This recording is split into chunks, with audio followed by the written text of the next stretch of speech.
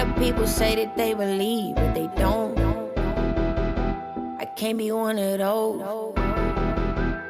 Can't be one of those.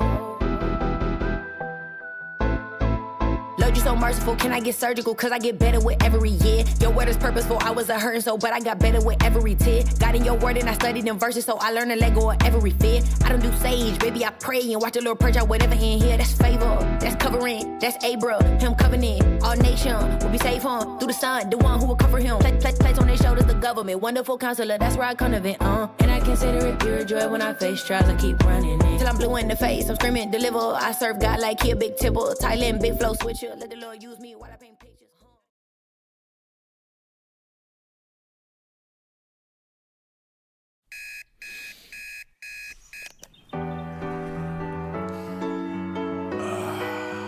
Everything husky. Good morning, it's another day, my friend. But soon the sunshine turns to moonlight, life goes on. You take some time to say goodnight. You close your eyes to dream next thing. Tomorrow's here again. It's a brand new day, never hold on to hate. Cause you was placed here to be great. Please take your place. All queens got a seat at my table. Cause without y'all, then the man ain't able. Melanated queen, connected to the universe. And so I gotta thank my mom for my birth. If hate is the curse, then love is the remedy. So I send you love no matter creed or identity. Until infinity, look at you like you kin to me. Even when we disagree, yo, you still kin to me. In other words, I can't bring you no trouble, can't bring you no beef, don't wanna see you deceased. Now if I'm coming at you, I'm coming with a business plan. Cause every day I'm on some, yo, let's get this money, man. Yeah, and that's my real plans. I rest my head at night, I wake up, I got another plan. Good morning, it's another day, my friend. But soon the sunshine turns to moonlight, life goes on. You take some time to say goodnight. You close your eyes to dream next thing. Tomorrow's here again. It's a lot of high rappers tell me why we don't get money together, but we'll kill each other over whatever. Running down the freeway, we gonna own down. If Black Lives Matter, why we gonna own down? That's why they laugh and they think that we clowns. They hear what we say, but see how we get down. We gotta change that now, right now to be exact. Cause hurting that man's moms is not where it's at now. Old school, new school need to learn, yo. They put us in groups so they can make more dough. The young versus the old versus the young. Black versus white, you see the pattern, right? No unity, keep them all on some gutter-ish. This way they don't prosper and get rich. Yo, can't you see it's a trick? Just open your third eye and you'll see the full view of it. Now yo, what if the powers that be know that the real power lies within the people? That's us. And what if they using things like crayon colors, black and white, to separate the people? Hey, yo, you gotta wake up. Don't let them fool y'all. Spread love. Good morning, it's another day, my friend. But soon the sunshine turns to moonlight, life goes on. You take some time to say goodnight. You close your eyes to dream next thing. Tomorrow's. Good morning, it's another day, my friend. But soon the sunshine turns to moonlight, life goes on. You take some time to say goodnight. You close your eyes to dream next thing. Tomorrow's here again. Good morning, good morning, good morning, good morning. Good morning, good morning, good morning, good morning. Good morning, everybody. Y'all know what to do. Drop a 1 in the chat if you can hear me. Drop a 1 in the chat if you can see me. We are going to go ahead and get into it. Shout out to everybody who's in the building. Y'all should be able to see me okay. We should be good up in here. Shout out to everyone who's in the building. Oh yeah, there we go.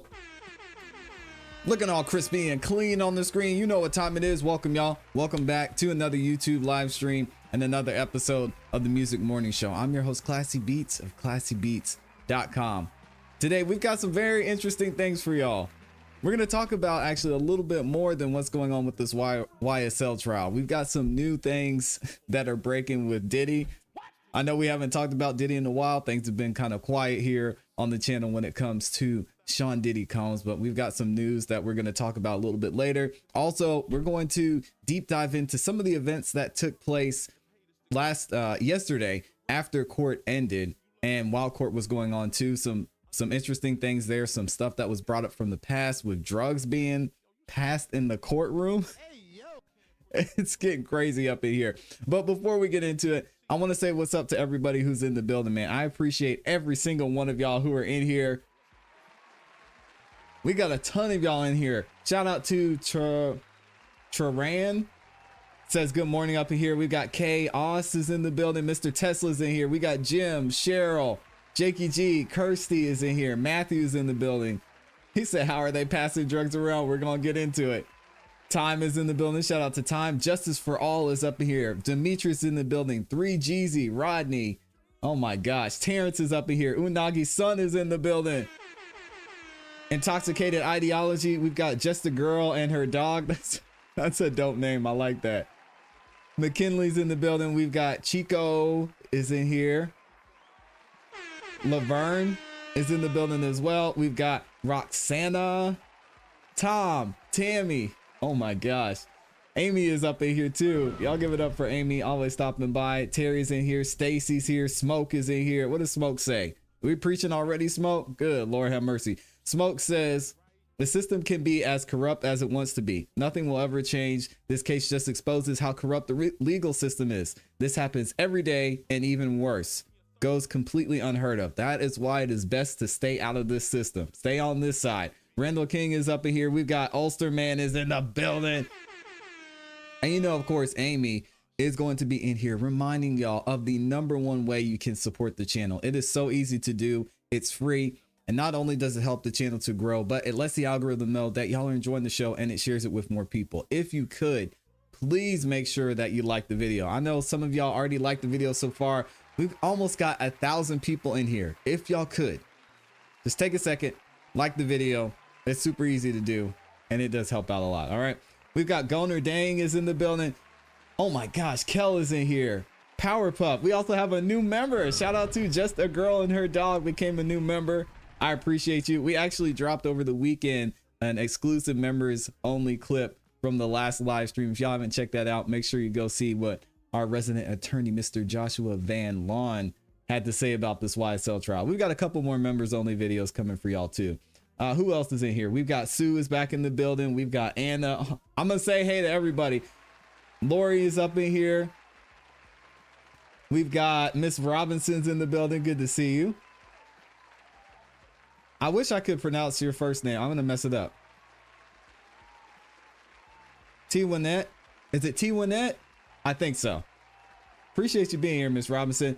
We've got Nina and Jason is in the building as well. I think I said what's up to everybody. Shout out to Robert J too. If I missed anyone, make sure you let me know because I want to shout y'all out. Not only because you stopped by and showed love to the show, but you chose to be here because I know there's a lot going on in these YouTube streams. Y'all could be doing other things, getting ready for lunch because I know it's getting close to lunchtime and all that. So I wanted to say thank y'all for being here, of course. Amanda Bell is in the building. She says, hit the like button, everyone. Okay, I pronounced her name right. I'm getting better. I'm getting better. I love to see it. Nina says, good morning from California. I love to see it. Y'all let me know how's everybody doing this morning too. Who I know I missed somebody. I saw McKinley in here. Hopefully y'all are doing well. Hopefully y'all got some good rest last night. Oh, it is 3Jeezy's birthday. Happy birthday, man. He said, plus today is my birthday, bro. Happy birthday. Thank you for being here on your birthday. That's crazy. Of all the places you could be, you chose to be here on your birthday. That's amazing. Amy is great. I know that's right. I know that for a fact. Lynn is in the building. Good morning, Lynn. I said what's up to Stacy. We've got TM is up in here. Everybody's doing good. McKinley said they're doing good. Amy, of course, is doing great. Who else? Yeah, 3Jeezy. What are you gonna do for your birthday, 3Jeezy? Let me know. Which, speaking of, as we go throughout the show, y'all will have the opportunity to call in if you want to call in and share your thoughts on anything that's been going on this week during the YSL trial, or anything in the music industry or outside of the music industry. If you got some smoke for me, you disagree with some of the things that I said on the show, you can call in as well. I'd like to hear y'all's thoughts. I really like for you to come up to the show and give you a place to share your voice, especially when it comes to some of the things that are going on in our legal system. So y'all can do that. You can call in using the link in the description, as well as in the pinned comment in the chat. I saw somebody else in here. We've got Kimberly is back in the building too. Shout out to Kimberly, always showing love. Mr. Patel is in here. I see you. Gail is in the building. Good morning, Gail from Michigan. Okay. Shout out to Michigan. Divine is in the building from West Africa. Man, we got people from everywhere. She is back up in here. Good to see you, She. And then I think that is everyone. So I think that's the last thing I've got. Some of y'all may or may not know, court is not supposed to start until 12:30. So what we're going to do is I have some things that I want to review and go over that happened yesterday afternoon after we ended the live stream. Some issues were brought up in this trial from things that happened months and months ago, which we're going to get into here in a second. Amy mentioned as well in the chat, if y'all support the channel, super chats are not required. I never ask for super chats, but I know y'all like to join the memberships and send super chats throughout the show. I will be reading those throughout the show, and I wanted to say in advance, thank you to everybody who supports that way. Yep, she's already got my back. Look at her. Linda is in here from Austin, Texas too. Shout out to Texas, one of the greatest states in this country. She said, I was creeping on last night's ride. The vibes were real spicy. If some of y'all may not know, I host another show here on the ClassE Beats YouTube channel. It's the Song of the Night Live, where we get a ton of new artists, new up and coming independent artists. We give them a chance to get their music heard. They get an opportunity to win some cash, door prizes, a brand new microphone, and we just have a good time listening to music. So if that's something y'all are interested in, I host the show every Monday, Wednesday, and Friday at 8 p.m. Eastern Standard Time right here on the ClassE Beats YouTube channel. As you heard from She, things can get a little bit spicy sometimes, but we definitely have a good time. So I appreciate you watching, She. That's dope. We got Sheila's up in here. I see you. Tiger is in the building. What's up, Tiger? Good to see you here, man. What else? What else? What else? What else? And Kimberly says, I never miss your show, ClassE and Amy. Y'all are the best. That's dope. Thank you. I appreciate it. All right. I know y'all are tired of hearing me talking, so let's go ahead and get into it. Let me switch the screen here. Oh, man. Where am I going? There we go.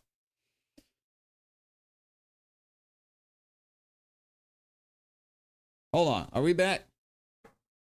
I think I accidentally ended the stream. Can y'all drop a 1 in the chat for me if you can see me still? Hold on a second. I think we're still good. I almost ended the live stream. Good Lord. Okay, we're still good. Whew, I had a heart attack there for a second. I pressed the wrong button. Shout out to Honcho is up in here too. Good to see you, man. From Saudi Arabia. Always good to see you in here, man. Blessing and peace to you and your family. Always appreciate you. Okay. We've got Love is in the building too. Whew. I thought I pressed the wrong button, y'all. That was about to be ugly. Okay. Let's go ahead and get into it. Shout out to Salty Southern Mom. That's a dope name too. I love that. Sandra Gonzalez is up in here. We've got Syndicated News. Say, yes, we see you. Good morning from Winter Park, Florida. The Madison family Love is up in here as well. And we got everybody in here. I said what's up to Gail already.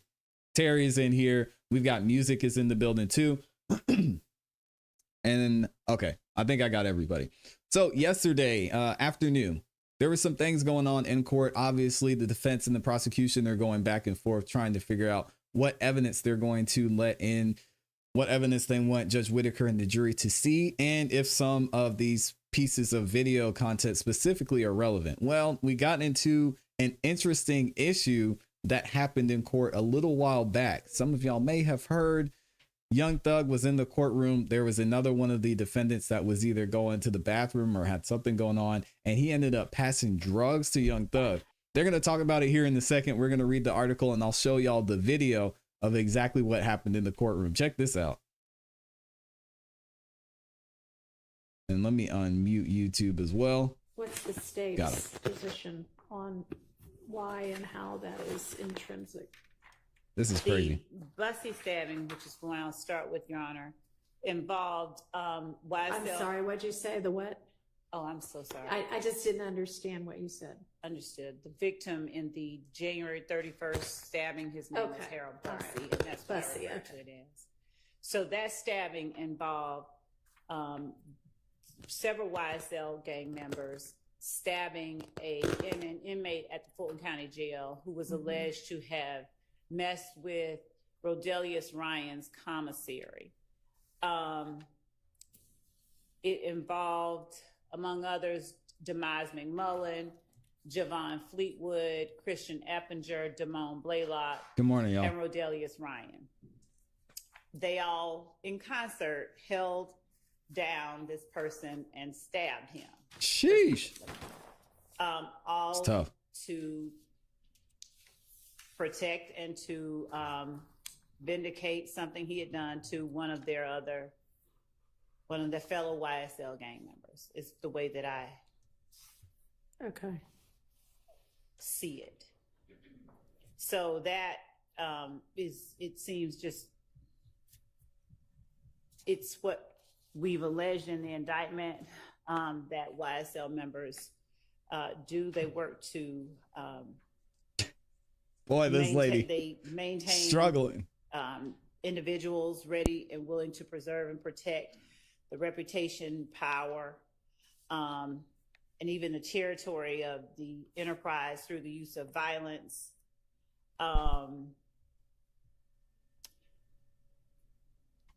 Okay. I understand. She doesn't. With respect to This is crazy, man.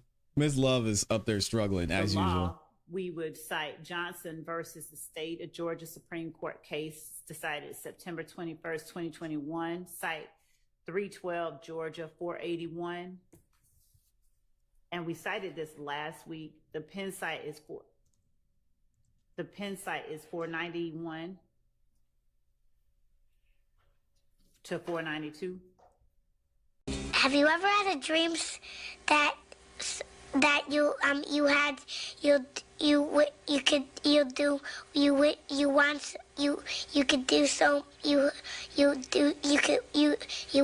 want. Yeah, that's what I'm hearing over here. It's rough. We're gonna make it through though. Jeez. In support of it. And Judge Whitaker said she understands. With respect to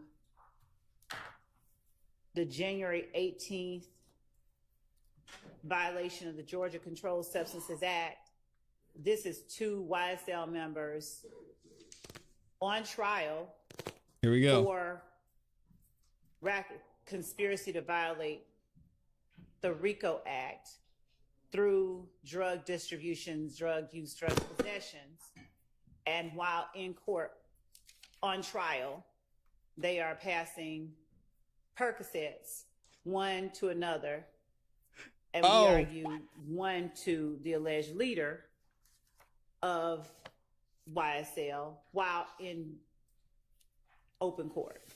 One of the Now, y'all are probably thinking, what in the world is going on here? She said they were passing drugs in open court. Well, we're going to listen to a little bit more of this. But before we do, I want to show y'all the video. Thugger Daily's got the video for us over on X. This happened back last year. I believe it's almost, if not over a year ago. It's going to be hard to see actually what's going on. So I'm going to try and see if y'all can see it. Check this out. So you see Young Thug is sitting right here next to Mr. Adams. And watch if y'all can see this interaction that happened.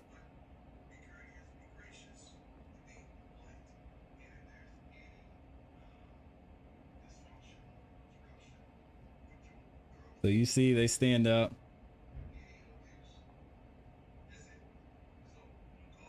see one of the other defendants here stand up as he's walking to the bathroom. He goes over to Young Thug, shakes his hand.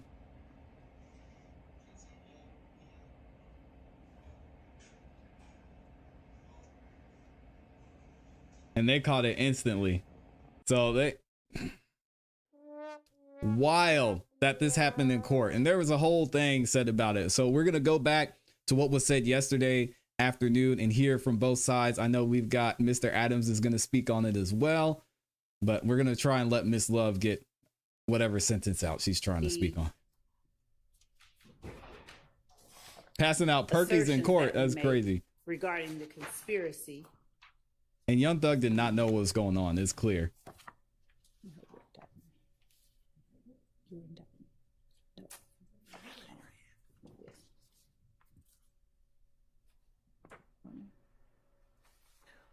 We have contraband in the jail. We have stabbing in the jail of YFN Lucci. We have communications in the jail. These types of actions on the part of the defendants are the type of actions that we have alleged in the indictment, and it shows that the enterprise flows from the streets to the jail to the courtroom, and that the conspiracy is ongoing. So basically they're using this to say, see, this is what we were talking about. This is everything that was happening the whole time. And somebody asked a great question. Did they actually find the pills? We're going to get into a little bit of the background here in a second. So back when this whole thing went down last year, there was a reporter, Michael Seaton, and y'all can find him over on X. And he basically dropped this exclusive video. Looks like it was a recording of a recording from someone who was able to access the surveillance videos. And here's the whole situation and how everything went down. What he says is prosecutors say the surveillance shows Adams walks over to where Young Thug is seated with his attorney and then drops a Percocet in the hand, or in his hand, in Young Thug's hand. A deputy confronts Young Thug and he turns over the pill to the authorities, which was the right thing to do. And you can even see, it's hard to tell from this video, but you can kind of see the look on Thug's face. He's almost confused, like, yo, what is happening here? And then you see the officer, it's like, hey, whatever you have, just give it to me. And he hands it to him and stands up. So he says, when the deputies searched Adams, they found him in possession of Percocet. Oh my God. Marijuana and tobacco wrapped in plastic and food seasonings to conceal the odor of the weed, according to investigators. Jeez, man. Investigators say Adam was taken to Grady Hospital after he appeared to ingest some of the items of contraband and in an effort to conceal the extent of his crimes within the courtroom. Prosecutors filed a motion asking the court to make a finding of fact that the court was delayed on January 18, 2023 because the actions of defendant Williams and defendant Adams. Young Thug didn't do anything. He just took what the man was handed to him. So I don't see this being an issue. We'll see what Judge Whitaker says. And also he says an attorney, Keith Adams, who we talked about earlier, for Young Thug, responded to the allegations that his client was involved in a drug deal. All right, so let's run this back and see what Keith Adams has to say about this whole exchange. The reality is Mr. Williams had nothing to do with what went on in the courtroom on yesterday. One of the co-defendants, on his way to the restroom, attempted to pass something to Mr. Williams, who immediately turned it over to the deputy. Yeah, that's crazy. Did not know it was allegedly Percocet? Did not know. Well, we don't know what it is. Did not know what it was, turned it over to the deputy right away. The deputies took action. The individual who had the contraband, not Mr. Williams, was taken into the back, where I'm told he ingested whatever he had. He had to be taken to the hospital, and as a result, court was terminated for the rest of the day. The reality is... So the first thing I would think of is, how did he get the drugs in there in the first place? Now, I've been to Fulton County Court. You have to go through security. I mean, obviously this guy, he was a co-defendant, so I don't know how he wouldn't have been searched or how they wouldn't have checked them. This all is seeming a little bit strange. And then for him to try and get drugs to Thug in court. Listen, I'm not one of those conspiracy theorists, but I also think everything happens for a reason. So it's just all seems really weird to me. But we've also got this article from News 6 over there, and they basically give more of detail what happened in the background, what happened to Mr. Adams after he went to the hospital and everything leading up to that. So they say here, Young Thug and Khalif Adams made hand-to-hand drug exchange in court, prosecutors say. And this was back right after it happened. Jury selection has been slow going in the Atlanta racketeering and gang case against rapper Young Thug and others, with many potential jurors trying to get out of serving and alleged attempts to smuggle contraband to defendants also causing delays. It's interesting. We're talking about delays now when the prosecution, they've been delay city. But anyway, about 600 potential jurors were summoned earlier this month. And after several weeks, the judge and lawyers hearing from those who wanted to be excused, not a single juror had been seated. The Atlanta Journal-Constitution reported. One defendant's mother was arrested Tuesday. Yeah, that was Gotti's mother, I believe. Accused of bringing tobacco products to her son in a bag of clothes, the newspaper reported. Oh man, they can't catch a break. At Fulton County Superior Court Chief Judge Glanville, the recused Judge Glanville, said last week that someone hid marijuana in shoes and brought them for the defendant. On Wednesday, defendant Khalif Adams handed a Percocet pill to Young Thug, whose given name is Jeffrey Lamar Williams, in the courtroom. Prosecutors said in a motion filed on Thursday. Defendant Adams, who is currently serving a life without parole sentence for murder, conducted a hand-to-hand drug transaction with Young Thug in open court, the motion said. And we saw it in the video that was released after this article was written. Attorney Callan, who represents Adams, issued a statement to the Atlanta Journal-Constitution dismissing the allegations. Well, I guess they didn't think we were going to get... I guess they didn't think we were going to get the video because it's clear he did what he did. Dang. These allegations are simply that mere statements made by the state in effort to thwart lengthiness of the jury selection process. Mr. Adams adamantly maintains his innocence and looks forward to the conclusion of this trial, the statement said.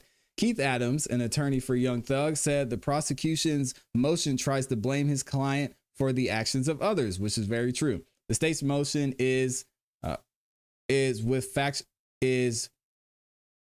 repellent. I know I'm saying that word wrong. Is full of factual inaccuracies. We'll use that. Embellishments and attempts to make Young Thug responsible for someone else's actions, he said in a statement. According to the newspaper, the end result of the investigation into Wednesday's incident was that Young Thug was not engaged in any wrongdoing. The trial for Young Thug and 13 others is expected to last six to 9 months. Stop the cap. This was written in January of last year, y'all, by the way. So this goes to show you how far we've come. That is hilarious. The trial for Young Thug and 13 others is expected to last 6 to 9 months. I think we're a little past that. Anyway, the rapper, who prosecutors say is the founder of a criminal street gang called Young Slime Life, or YSL, faces charges of racketeering, conspiracy, and participation in criminal street gang activity, as well as drug and gun charges. So what else are they saying? Khalif Adams was taken to the hospital for treatment after he appeared to have ingested contraband in an effort to conceal further crimes, the motion says. He was back in court Thursday morning, the Journal-Constitution reported. He is serving life in prison on a 2019 murder conviction and is charged with the conspiracy to violate the state anti-racketeering law and attempted murder in the current case. After the alleged contraband handoff, he faces additional charges of possession and Schedule II controlled substances. And this is why a lot of people don't get out of jail. It's just these situations stack up and they get in and they have more additional charges, and then they just end up being in there for longer than they should have. 2 counts of willful obstruction of law enforcement officers, possession of marijuana less than an ounce, and possession of an alcoholic beverage by an inmate, the newspaper reported. Young Thug was not charged in the contraband incident. 2 other co-defendants also were charged with new offenses. Mr. Ryan was charged with unauthorized possession of prohibited item by an inmate. And Mr. Bladlock was charged with obtain/procure/give inmate prohibited items without authorization, the newspaper reported. So there's a little bit more that goes into this video. We get Mr. Adams up here and he's going to defend himself on what's going on, but I want to go back and play the entire thing so y'all could see what Miss Love was saying now that you have kind of the background of what happened. And what exactly is the evidence you would be introducing on this VGCSA? The video of it. And what all does, I mean, maybe I need The to, video what does it show? shows Mr. Adams going up to Mr. Williams while on a break. He's appearing to dap him up, if you will. Mr. Williams puts his hand up under the table. One of our lieutenants goes over to Mr. Williams and sort of says, "Give it here." Mr. Williams brings his hand out from under the table, relinquishes the Percocet to him, and later Mr. Adams is searched. And I think more Percocet pills, more drugs are found on Mr. Adams. Right. And the drugs, the photos and... Okay.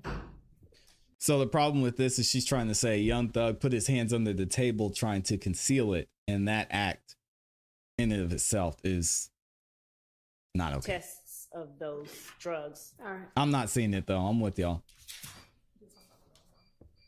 And what's next? The marijuana was also...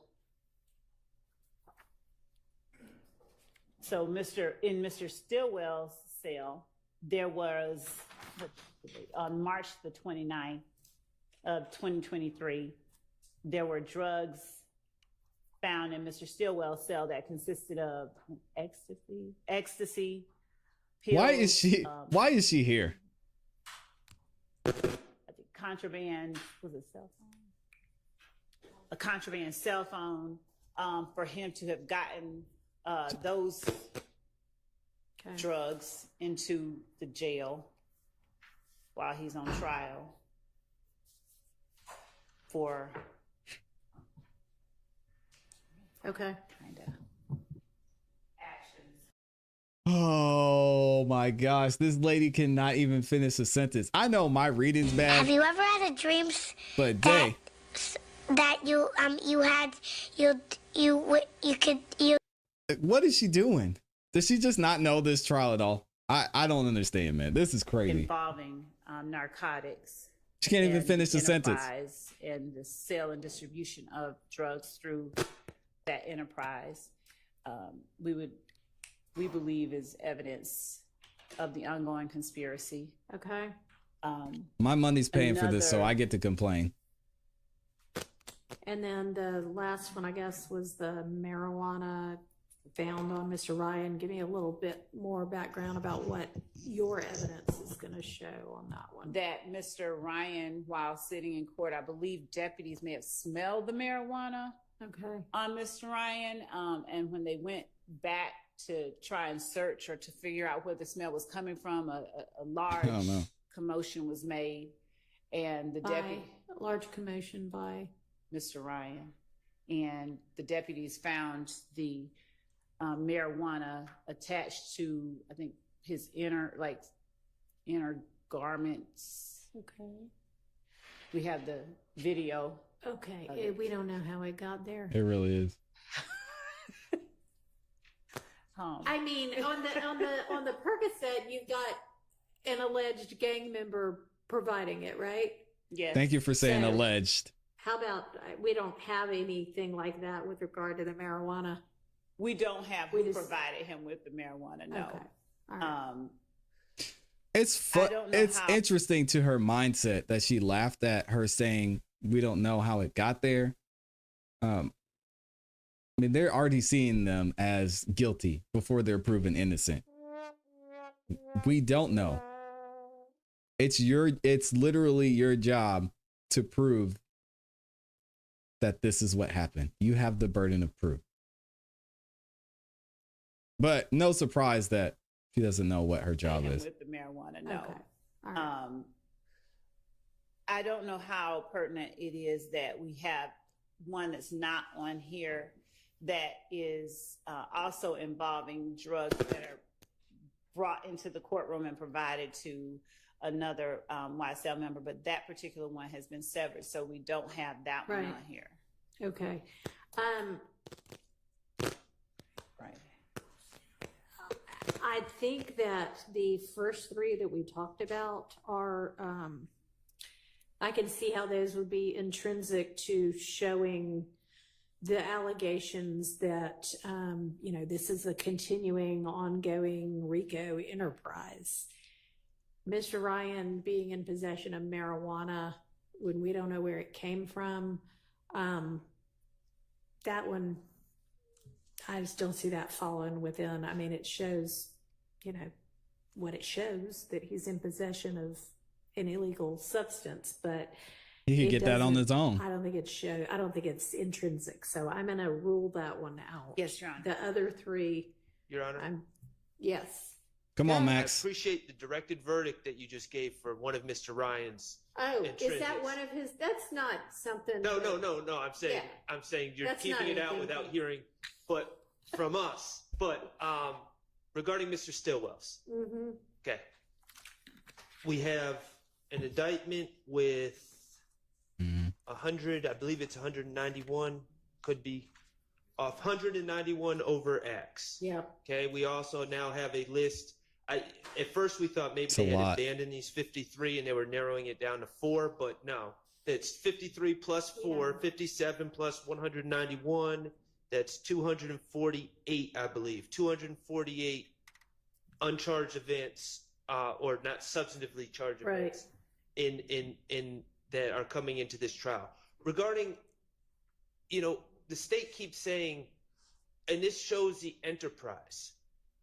Okay, there were apparently, I've seen photos, I wasn't there were pills that were recovered from Mr. Stillwell's cell, where he has a cellmate. Okay.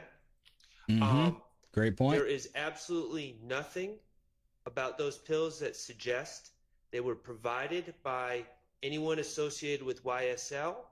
There's absolutely nothing that suggests that those pills were going to anyone associated with YSL.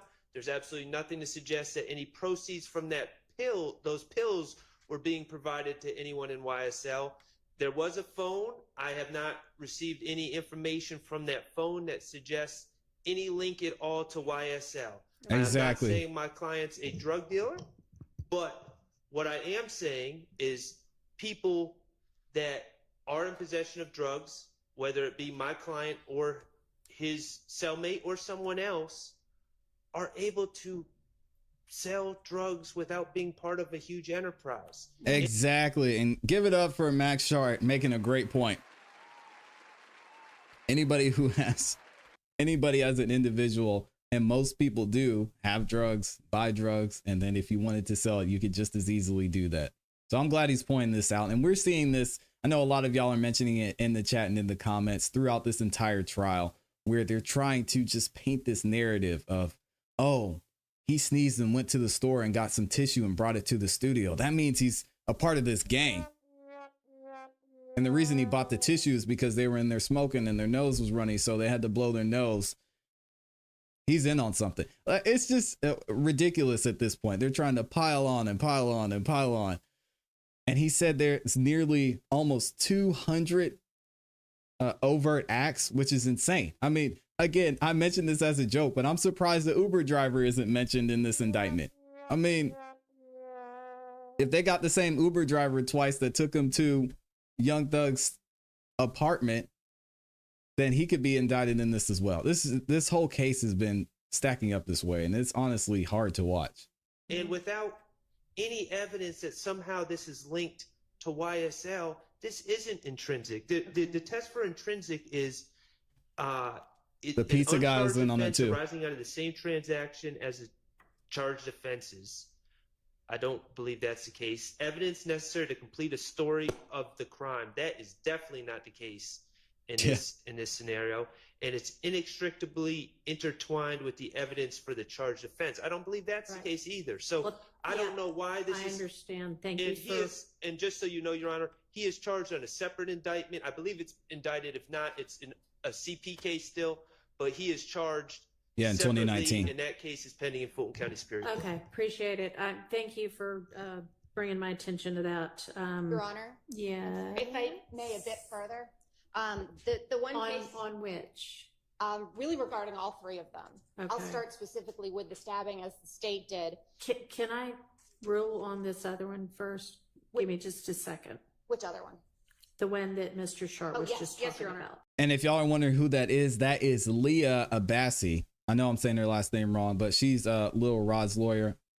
I'll let this play and then we'll go over what's going on here in a second. Okay. So the It is Jazzy. Stillwell It and is. Cellmate, is there any evidence as to where the drugs came from, or that it was That's right, Gwen. his, or that the cell phone was his, or connected in any way to YSL? Well, two things. So yes, we believe that. I think we have body cam research. We believe that the testimony from the deputies within the jail would establish his ownership of it. But more importantly, what we have, I briefly touched on it, was the other YSL member whose intrinsic act that we've not put in here. The pills, if we call them purple hearts, blue stars, and yellow diamonds, they were trafficking amounts in Mr. Stillwell's possession, and they were trafficking amounts in the other YSL members' possession. That is not on here, and that has been severed. They At are what the point, though? same type of pills, and they are a large trafficking amount. Okay. But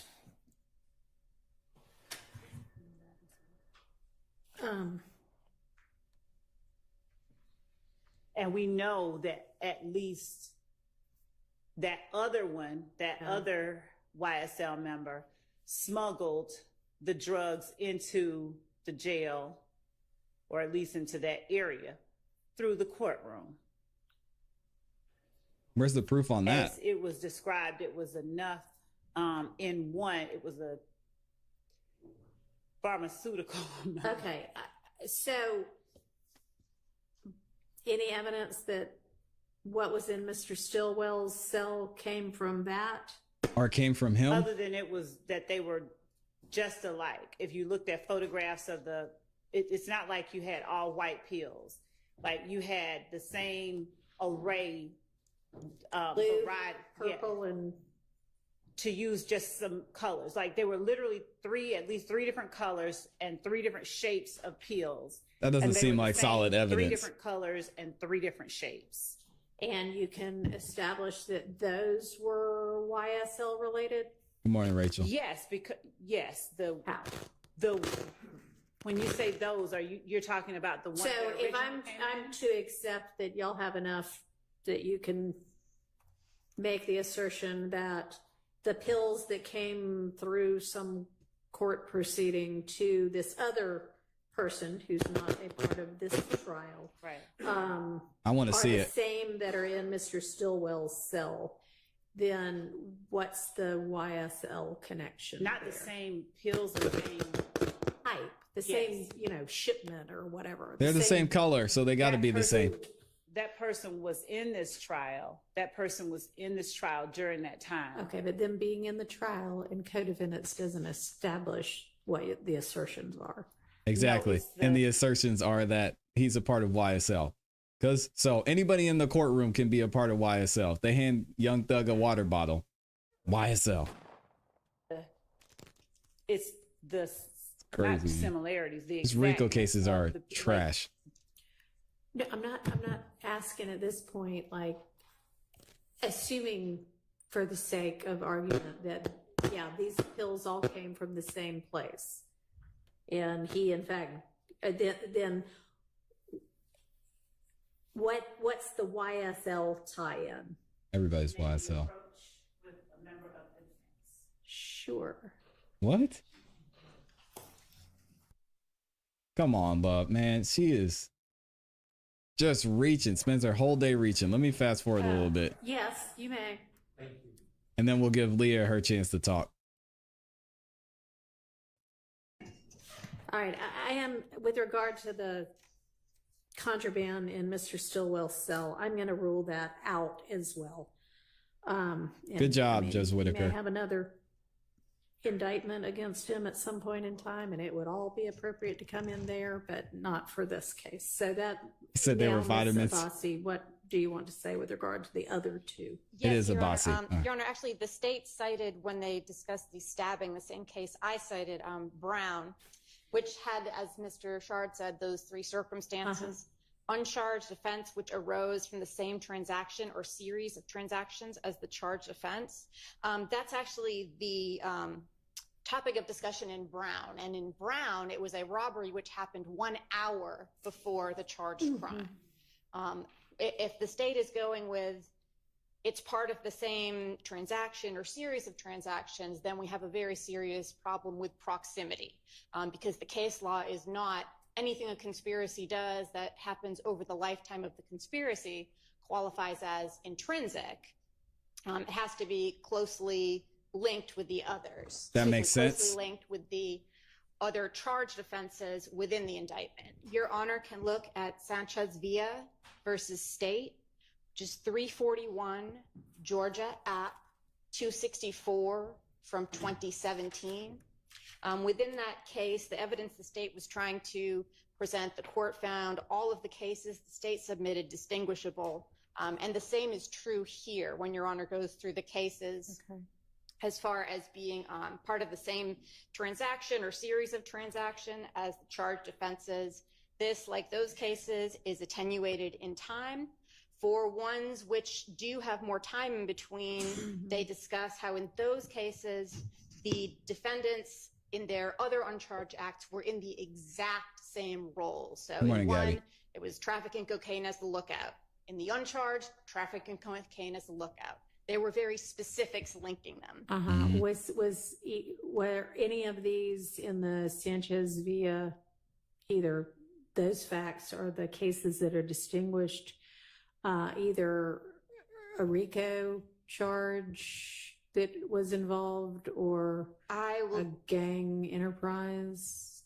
I will double check because they go through quite a few cases. I'm going to have to look back through all of them. I think the hallmark of it that we get within Sanchez after they discuss all these cases, the evidence in this case, the Sanchez case, is considerably more attenuated in time and space from the events leading up to the charge offense. So it offers little to help the state. They continue on and say that, well, as far as this goes, we're not in a circumstance of completing the story of the crime. This is just expanding it. Yeah, completely. I mean, right. It's a different crime, but Exactly. it might have been a different thing if they were charged with a RICO count in Sanchez. So Yeah, Love needs to go back to public speaking. That to me is what, if these were just whatever the other charges in the indictment are, then I would say, no, but it's the kind of enterprise nature and the ongoing nature that.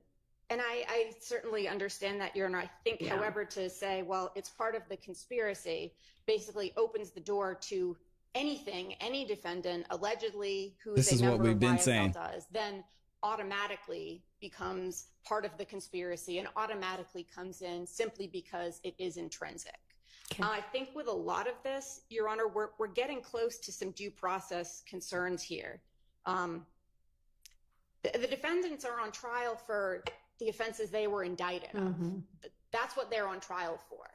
They're not in trial for the enterprise continuing in 2023, that it was still ongoing. That's just not relevant. If the day after indictment, every one of the defendants got together and said, whatever our group is over, and it was completely disbanded and no longer continued to exist. That wouldn't be relevant either. What they're indicted for is what they're on trial for. So here, we're expanding. That's, I think, a lot of what's happening with our social media and other things that I guess the state has found afterwards. They're now being tried for things the grand jury never heard about.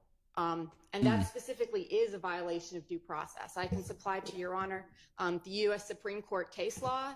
No, I'm with you on that one, and I am very skeptical of the state's argument that any uncharged, not showing up in the indictment overt act that they offer could in any way support, if found, a RICO count being established. So unless I hear otherwise, which I don't want to hear otherwise right now, we'll take that up another day, but that's not our issue right now. But yeah, I think the state's got some convincing on that count. But with regard to whether, it's intrinsic, I don't think it's going to happen. I want to get it right. I want to follow what the law says about it. So I think that the key issue here is if we're talking about RICO or we're talking about, a gang enterprise kind of thing. So maybe we could all do a little bit more research on that. I did look at, in the state's original notice, they cited a proposition, I believe that was cases have been in gang and conspiracy prosecutions, gang and conspiratorial activities have been classified as intrinsic evidence. They then cited a number of other cases. There is not one single case I can find in any case at all where the intrinsic actions come after the indictment, because that's the touchstone of it being intrinsic, that it really is all one thing, that the story doesn't make sense without all of these pieces. And these things hadn't even happened yet. So that's a great point. It's not possible that they could be essential. Let me ask you this. If, for instance, and this is entirely a hypothetical, yes, but if this group got together and stabbed this, whatever his name is, Bussy, not because he messed with Mr. Ryan's commissariat account, but because he was going to be a key witness in this case. And I'm sure the state, if in this hypothetical, would argue we're trying to send a message that he better not be a key witness in this case. Would the argument be different then? Well, yes, it wouldn't be. They wouldn't be trying to admit it as an intrinsic act. It could be a crime in and of itself separately. No, we're not talking about then they get separately indicted. We're talking about they're in the middle of this trial. This happens. It's not obviously set forth in the indictment because it just happened. It would be 404B and probably fall into a category there, which would make it admissible for a basis which was not character. It just wouldn't come in as under intrinsic. Okay, so you would still make the same argument that it couldn't be intrinsic evidence, even for that, because it occurred afterwards. Based on the definition I've seen of intrinsic, I don't think it's possible for something which comes after to be necessary to complete the story, unless the story wasn't complete at the time of indictment. But that's fundamentally unfair to try them for something which hasn't happened. Okay, they're not being tried. Shout out to Jennifer. But okay, based on your all right. Well, I mean, y'all try to find me some more on point law on both sides, please, if you could. So maybe that'll be my preliminary ruling, subject to revisiting. Okay. Which I don't know why we're going to revisit that, because shout out, we got to give Leah a round of applause for presenting that very well, having the case law ready. On the other side, we heard. Have you ever had a dream that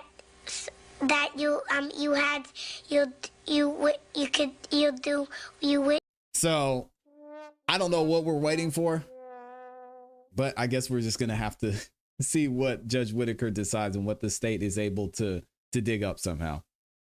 And Judge, there was one other thing. I don't know that it'll have any bearing on the court's ruling, but in that instance where Mr. Stillwell, where the drugs were found in Mr. Stillwell's cell, there were, Miss Hilton pulled up the photograph that I asked her to, and there was a shank.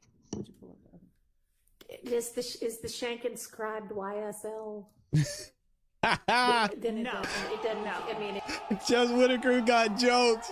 Oh man, this is what we're talking about. We made this point several times. You're not going to indict the Uber driver. You're not going to say you found the fork next to his bedside and he was giving the bailiff dirty looks And that's all a part of the conspiracy.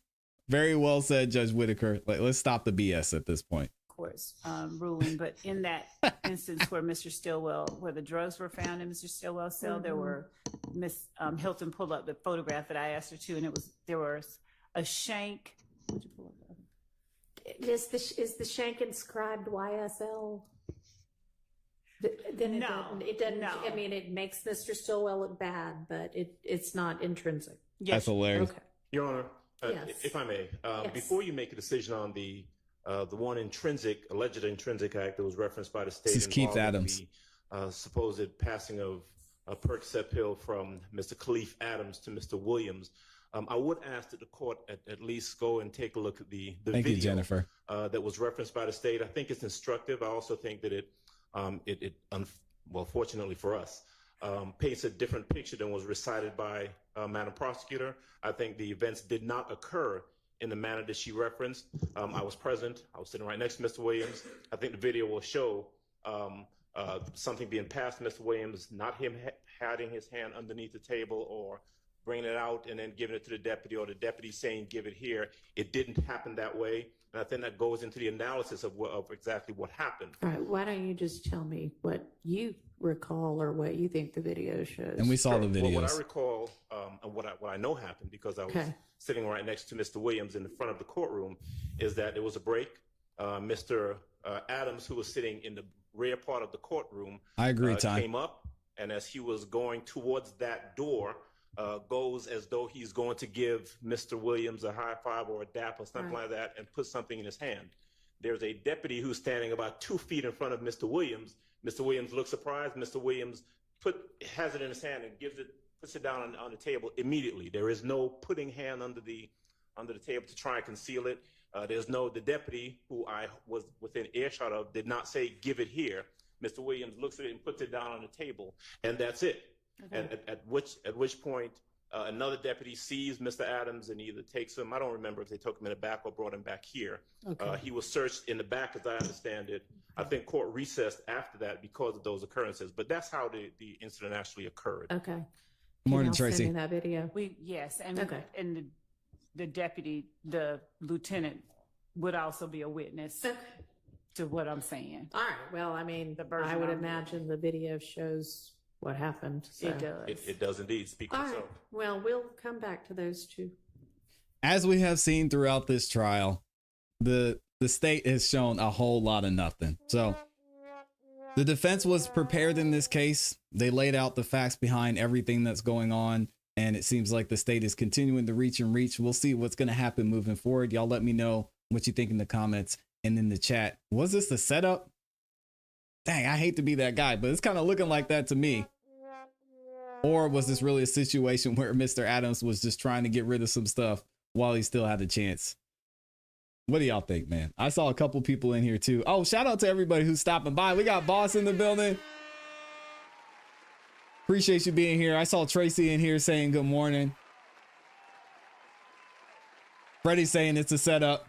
Time saying it's definitely a setup. It just doesn't make sense. A lot of it doesn't make sense. Oh, Gabby's in here. Where's Gabby at? Shout out to Monica Cooks is in here. Gabby's in the building. Hopefully y'all are feeling better. Gabby, for sure. Jennifer Divine says, love, just take the L and move on. I don't know that she's capable of doing that. Tracy said, I feel like it's a setup. Young said, Thug actually looks surprised. I agree. And it's like, he's probably thinking, what am I supposed to do with this? Tell the judge it's a mint and just real quick. Come on now. Kimberly says, I think it was a setup. Shout out to the Truman Show says, if they build their case on Lil Woody, shaking my head. Oh, it's only going to get better. Let me read a couple super chats and then we'll go ahead and get into the trial, which is finally underway. This looks like somewhat on time, but we'll see. Again, we've got Just a Girl and Her Dog became a new member. Shout out to you. We've got Amy in the building with the 149 super sticker. She's dropping banana emojis up in there, going crazy. Great way to start your day. Truman Show in here with the 5 bomb says, I hear DMX songs. Here we go. Here we go again. When love stands up, man, every time. I'm just waiting you want you could do so you could you that you had you. It's a struggle. I mean, I'm paying for it. Amy's paying for it. Mr. Tesla's paying for it. Young's paying for it. Gabby's paying for it. We're tired of it, man. And then Amy gifted 5 memberships. Oh my gosh. If you got a membership from Amy, make sure you say thank you in the chat. Say, I appreciate you, Amy. Thank you for gifting me the membership. We got a couple of members only videos over there. If y'all haven't checked them out yet, make sure you check them out. Also, you got custom emojis that you can use in the chat. I think they're pretty fun. So y'all check them out. And thank you again for Amy for gifting all of those memberships. I appreciate you. Let me say hey to a couple more people and then we'll go ahead and get into the trial. I wanted to cover that story about Diddy, but we might have to get to it during a break. We got Terry is in the building. Shout out to Terry. Says, I really wish they would show the video again. I don't know how Adams got sick in the bathroom because they caught him before and searched him. Great point, Terry. Let's look at this because maybe they didn't search. I guess they didn't search him until he got to the bathroom, or he had him hidden somewhere where they couldn't find it because they took him to Grady. But yeah, if you look right here, they kind of snatch him up. They're like, hey man, no, come here real quick. Come sit down real quick. So yeah, we don't see the rest of the video, but this surveillance, someone lost their job over this surveillance video because they recorded everything that happened. Knowing the defense, it might have been Brian Steele or Mr. Adams, but we'll see. Who else is in here? Justin is in the building, says 100% a setup. CC is in the building. We've got Rio. Rio is in here as well. Good to see y'all. And then we've got Jennifer Devine dropping the 5 bomb. I appreciate you, Jennifer, with the super sticker. Thank y'all for doing it. Y'all do not have to send in super chats, but I'm definitely going to show appreciation to those of y'all that do. So thank you to Jennifer. I appreciate you. Michelle is in the building, says hello and thank you for my membership. I was excited about my friend getting one and now I'm the chosen one. Hey, there you go. And then it says laugh out loud. P.S. Why is love here?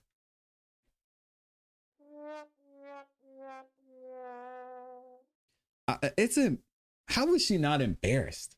She's standing there and she can't even complete her sentences. Maybe we need to get her some coffee. I don't know. Okay, if y'all are ready, I'm done talking with the sound effects. We're going to go ahead and get into the trial. It is underway. And we're going to see what's going on today, because I think today is the defense's time to shine. So we're going to see what they're talking about here in a second. Again, if y'all haven't yet, make sure you please like the video. It's the #1 way you can support the show, and it's free. All right. Truman Show, one more. Drop the super chat. Said all for a perk. They're not the brightest bulb. Drug addiction is a crazy, crazy thing, man. And you just, yeah, some people, they just can't help it. I've seen it. It's tough. And you don't think clearly when you have to deal with something like that. So, yeah, I agree. Definitely not the brightest bulbs. And clearly the brother was struggling with some things because, man, you go through all that just to get some drugs, just to get a high real quick when you're already going to be doing time in prison. I don't get it. Here we go. With Mr. Williams and Ms. Abbasi Appreciate your time. On the Rodelius Ryan exhibits. So we're working on those. Okay. We won't. Shout out to Love Lalisha. We'd rather continue working on those than even attempt to start addressing that part today. That's fine. Yes, Your Honor, we're going to wait to file our motion in limine because we are working with the state and we want to make sure we're not wasting the court's time. Okay, I appreciate that. Interesting, isn't it, Terry? Great point. Sure. And I meant to bring this up earlier today. I'm sorry. Come on, Max. I have a client that's scheduled for a bond hearing at 2. I have another attorney coming in with the court's permission to sit with Mr. Stillwell briefly for about 15 minutes while I conduct the bond hearing, if that's okay with Your Honor. It's on Zoom. Is it okay with Mr. Stillwell? Mr. Stillwell, he usually works with me. He said, I don't give a. So is that I'm gonna be it's here. fine with you if he takes a brief break? Okay. Well, Thank you, Amy. Obviously, hurry back because you seem to be the main person making a lot of the evidentiary arguments. So Yes, Your we'll Honor. miss you while you're gone. All right, thank you. All right. Oh, she said, oh, wait, hold on now. Judge Whitaker said, we gonna miss you. Anything Uh-oh. else from anybody? I know, Mr. Matthews, you had let me know after we went off the record yesterday in the presence of the state as well that you wanted to circle back on one of the items of evidence that we had reviewed yesterday. So you can go ahead and do that. Would you like to do that now? Sure. Okay. All right. That's discreet. We can go ahead and get that taken care of.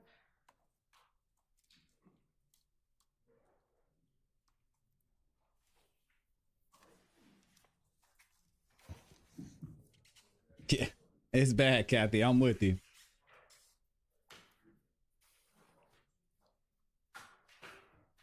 Judge, we're before this court representing Mr. Marquavius Huey on this matter. There's an intrinsic act that was listed in the state's notice to us back in November of last year concerning item 43, which is an intrinsic act that the state is alleging should be coming into this trial.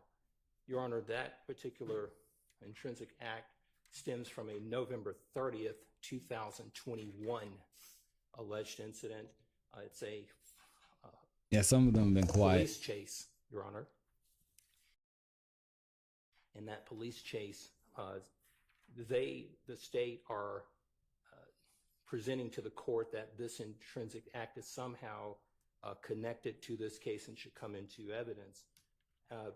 That's the issue before the court. The rule that I'm asking this court to apply in this particular case obviously deals with intrinsic acts and what are the requirements for them to come in. As the court is aware, and I've cited for the court Murphy versus the state, 354 Georgia App 560. Oh, the volume. Thank you. Yeah, I got y'all. 20 case. And thank you for the case asking me about stands the for volume. Proposition that should be good now. in order for intrinsic evidence to come in, evidence is admissible as intrinsic evidence when it is an uncharged offense arising from the same transaction or series of transactions as the charged offense. So the charged offense in our case, Your Honor, is stemming from an October 1, 2020 alleged armed robbery of a deceased individual, Gary Holloman, from October 1, 2020. So it is not meeting the threshold of being an uncharged offense that is arising from the same transaction or series of transactions. Number two, for consideration for this court is whether or not this particular alleged evidence is necessary to complete the story of the crime. Again, we're talking about a November 30th, 2021 police chase that is not necessary to complete any story of any alleged armed robbery of Gary Holloman on October 1st, 2020.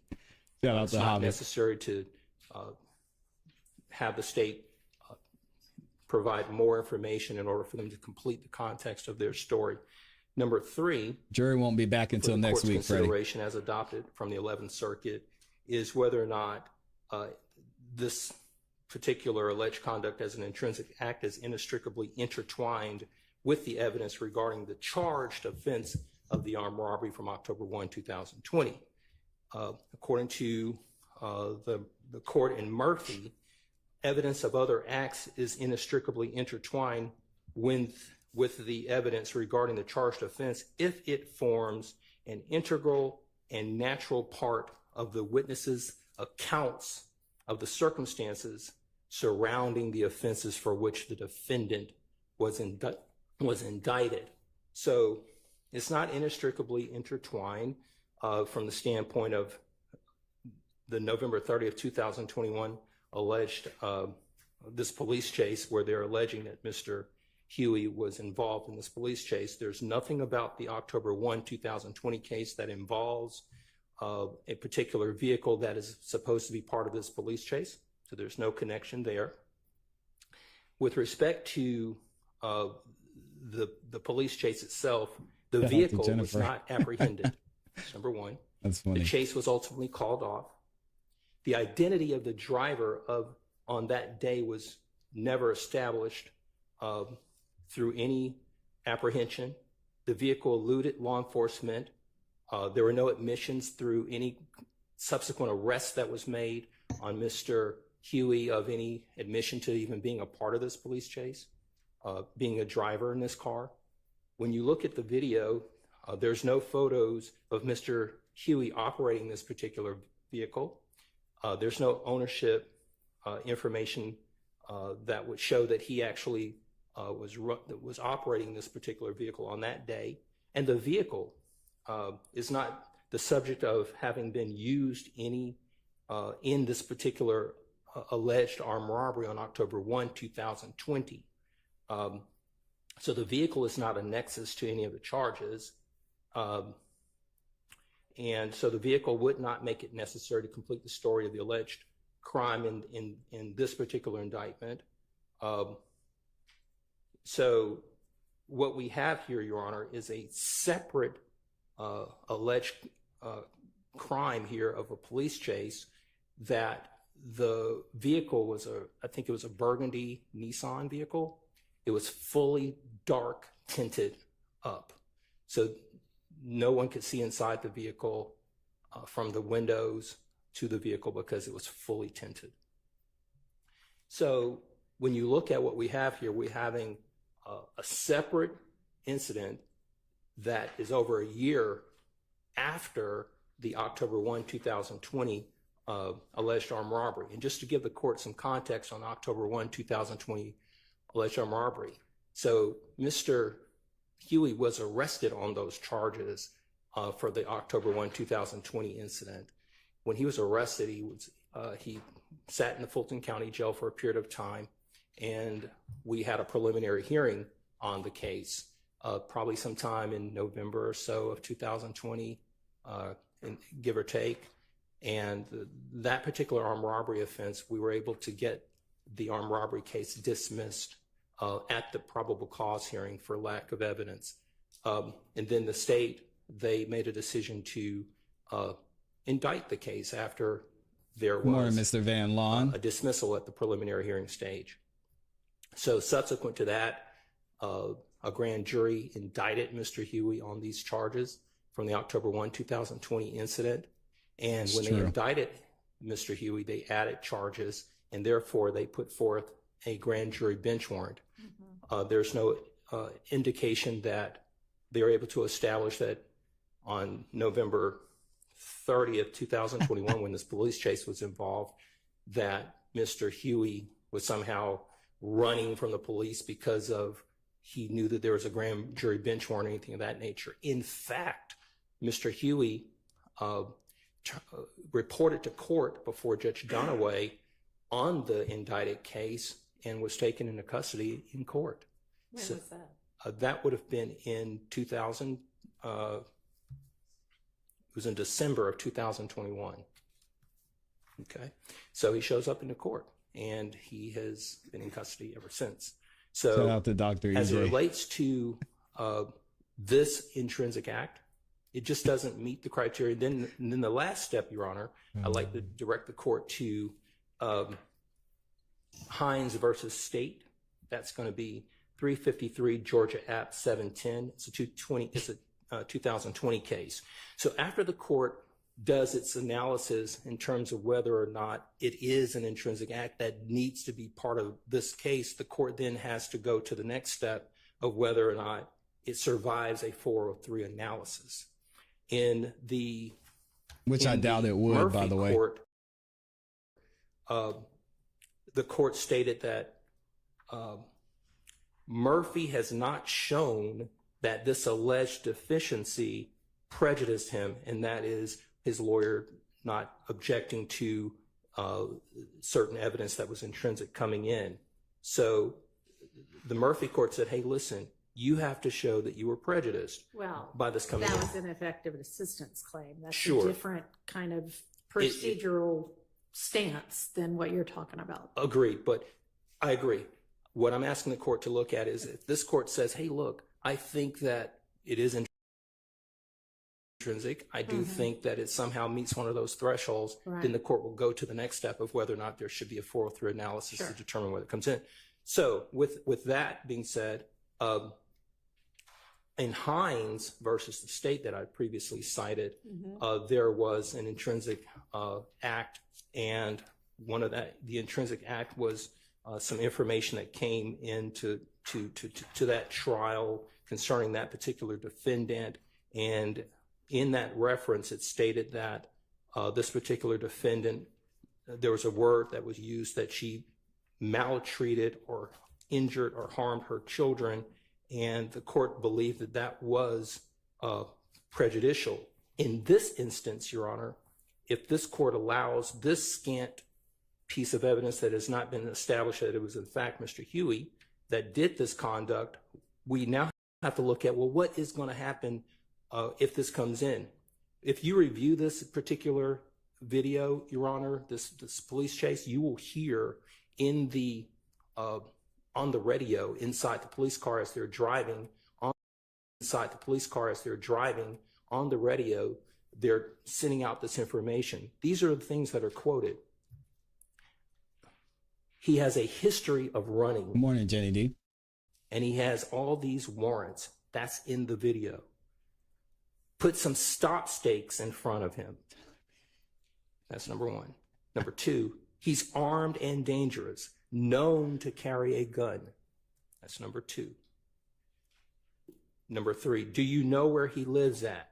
And then they talk about his address. So these are all prejudicial items that are going to come into evidence if this court allows this particular intrinsic conduct, and that would prejudice. I don't think they're going to allow it immensely here, because these are things that are going to go to his character. It's going to go to propensity, and it's going to suggest that there's some type of consciousness of guilt. Let me ask you this. Sure. Is it possible that if I determine that this is intrinsic, that video could be played without the audio?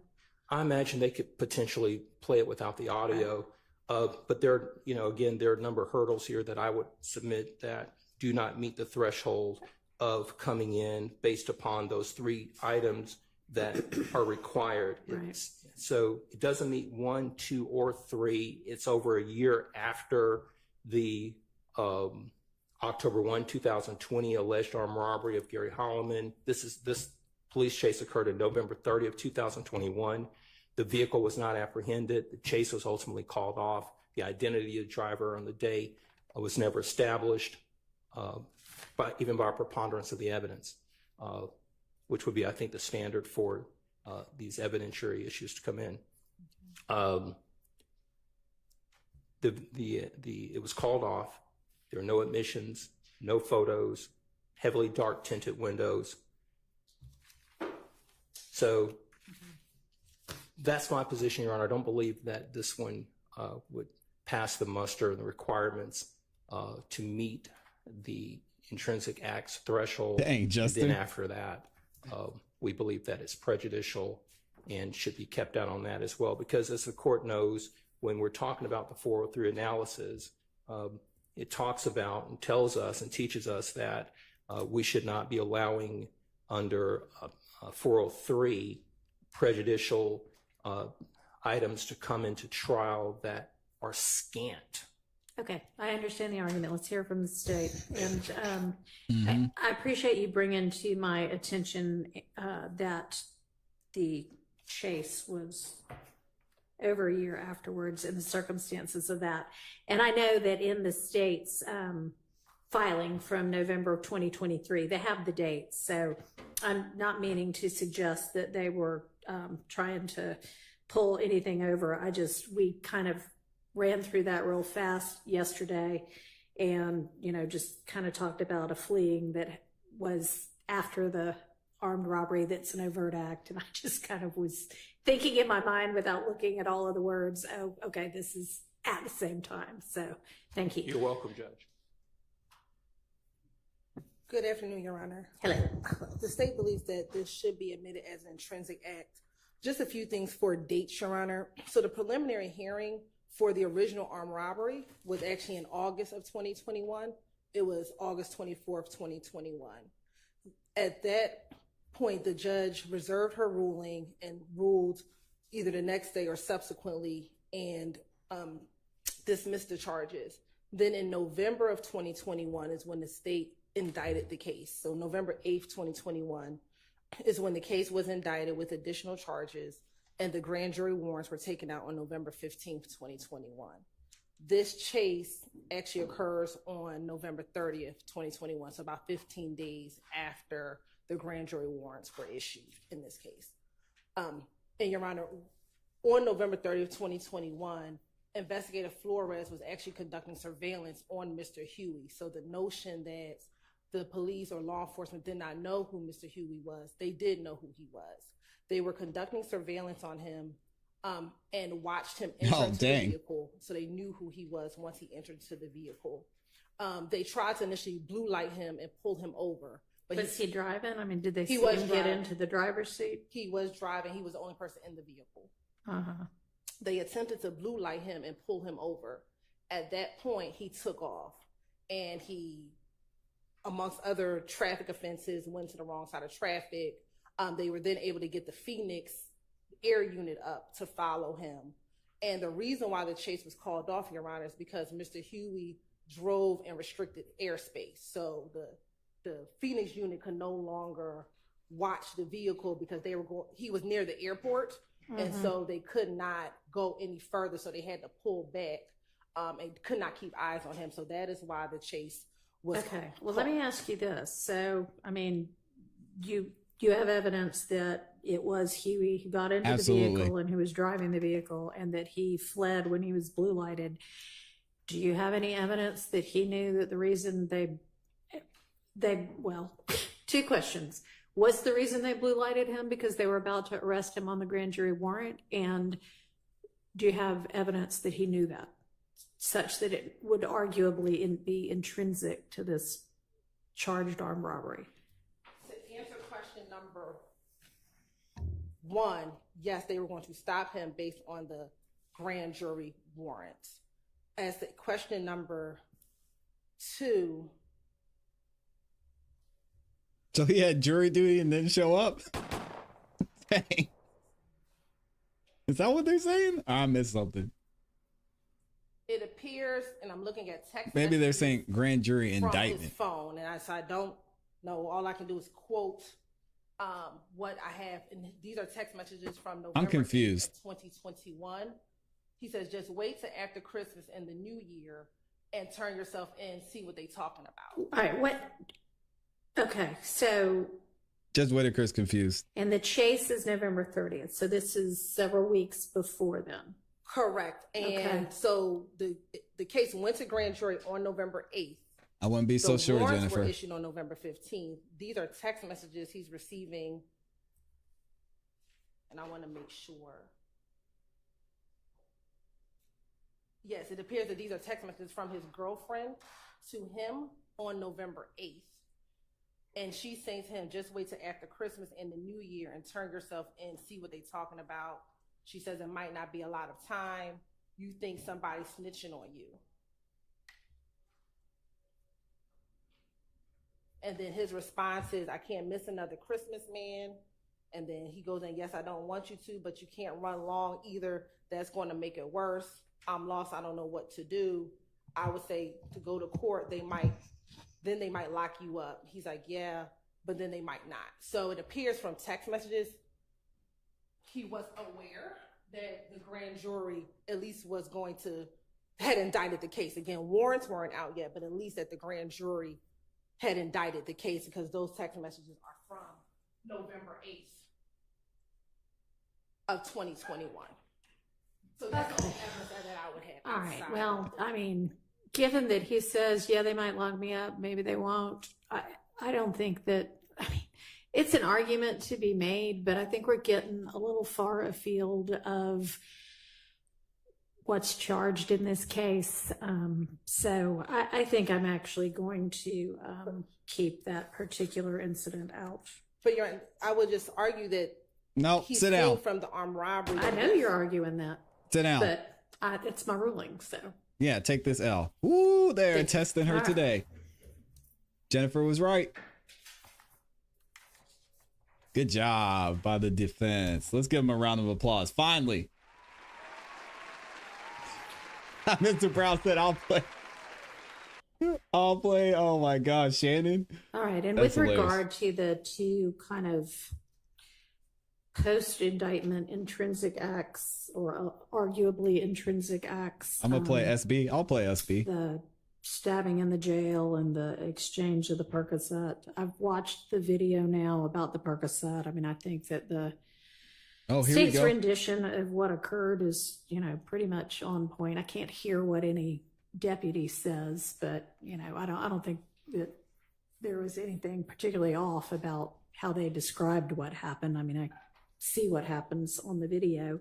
Yeah, but Thug wasn't I've trying looked to. at some further case law, and Let's see what she says. how soon do y'all need to know what my ruling is on that? Because I'm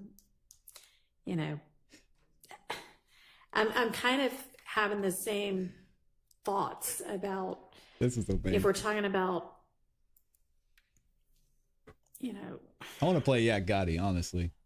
whether these actually meet in any of the three requirements for intrinsic evidence. And then on top of that, 403, I'm just not real certain that these need to come in.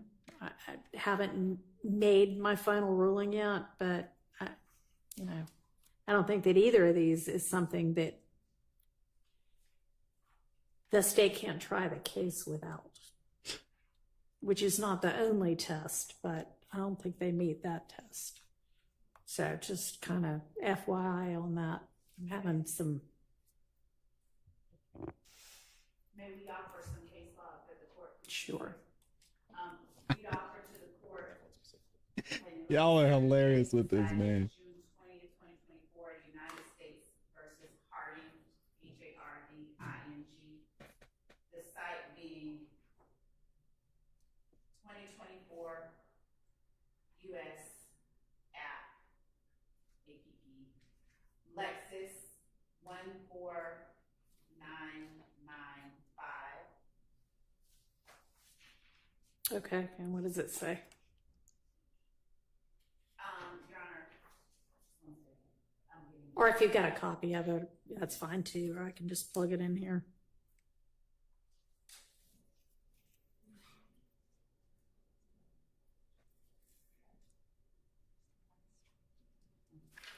And Harding, we do have a copy of it. Okay. All right, the defense is winning today. Generally, that an act that occurs after the indictment can be included. Yeah. Yo. No, I've found my own cases that say that. Yeah, that's clear. It's not. This is crazy. Post Y'all are hilarious. indictment does not bar it from being an intrinsic act. That law is pretty clear. Right, Judge, and if I may, just very briefly, let me stand up. That's all right. I mean, I Voice is got just it. floating. It's just, I guess going back to the court's question in regards to how soon we need an answer from you in regards to that.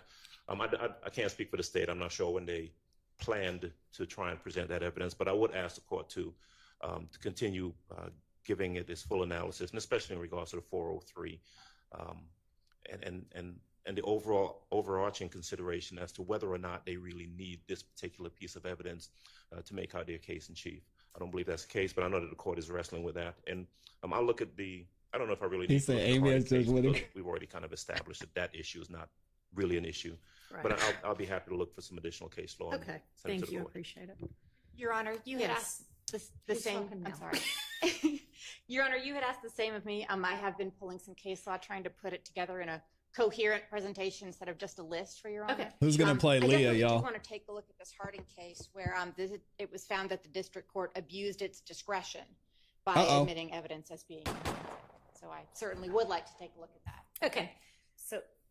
So Your Honor, in terms of other cases that talk about intrinsic evidence, we would just cite the court to Jennings versus the state, 318 Georgia, 579. And I am just giving a list right now that for the court's consideration. This is not something that we have to decide right now. This particular one is not coming up at all soon. The next case is Anderson versus the state, which is 313 Georgia, 178. And what are these standing for? These are all regarding the intrinsic evidence and how it is that one is, how one is to look at and determine whether evidence is intrinsic, broadly speaking. Okay. Yeah, actually, U.S. v. Harding, I'm pulling up what I put in my Lexis research folder this morning, and that's actually one of the cases that I was looking at this morning. Okay. And the last one is Hughes versus the state, 312 Georgia, 149. And we too will present to the court a more coherent sort of overall arching. All right. Appreciate it. Argument. Okay.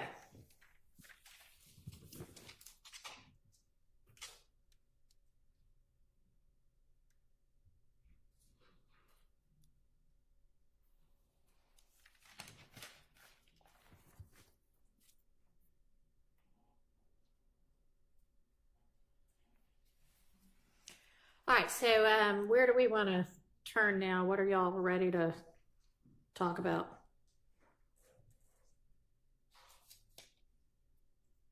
So, Judge, the court. He said, "What do y'all want to talk about?" Like we're having lunch. Have reviewed we haven't discussed it with Mr. Williams' counsel, but we've reviewed and looked over the Bruton motion redactions. Okay. So I'll let counsel for defendant Williams speak to them, because this is Mr. Kendrick's statement that is already in. There are portions that he is arguing are inadmissible because of Bruton.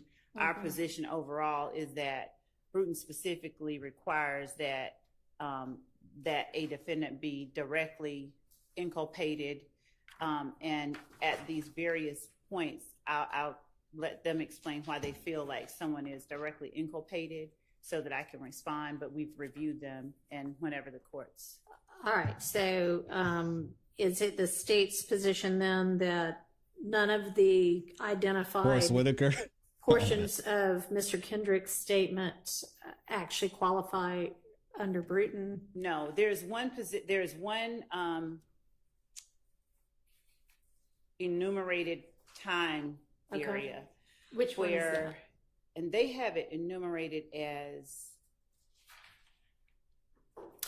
And has anybody sent me that statement? I think I asked, but I'm not sure that I received it. Mr. Kendrick's statement? Yeah, that's the one at issue right now. I agree, Jim. And maybe you did. Obviously, I'm getting lots of emails through Ms. Persefield from all of y'all, but I don't recall seeing it. Can y'all like the video? Can we get to 700 likes? We got 1,600 of y'all in here. Just send it now, since that's what we'll be discussing. All right, so which is the one that you don't have an issue with? It's the point at which the detectives ask Mr. Kendrick, who do you think did it? And okay, so he's actually broken them down into little Roman numerals. So which Roman numeral are we talking about? I wrote at the bottom my own timestamp. It's at 10004. So that would be.